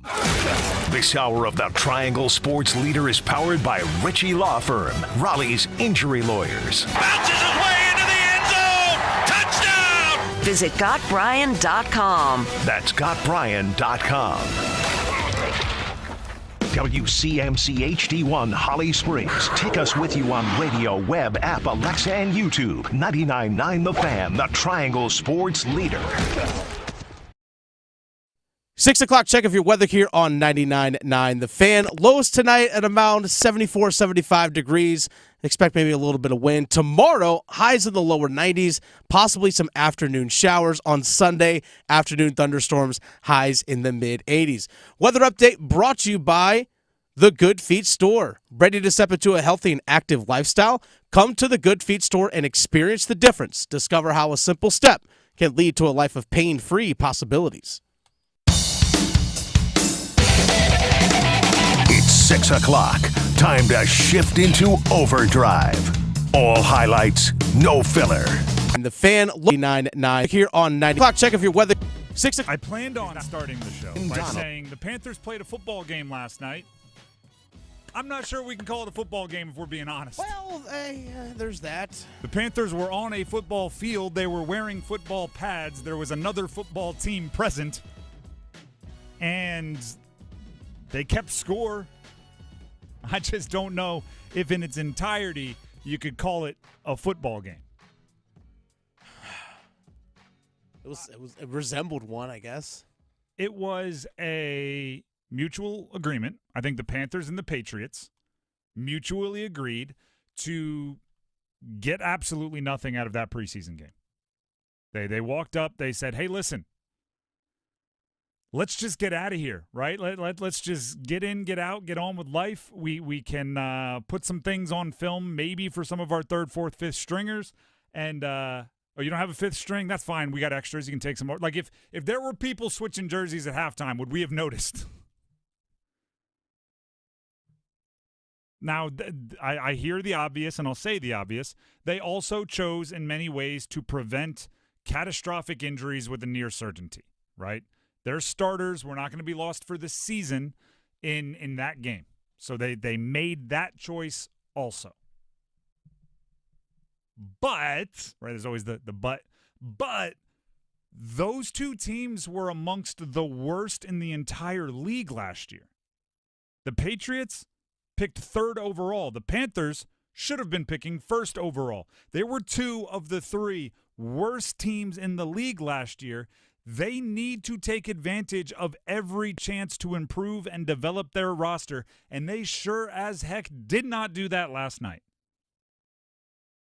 I wish I could sit here and Dennis and I could go back and forth about the offense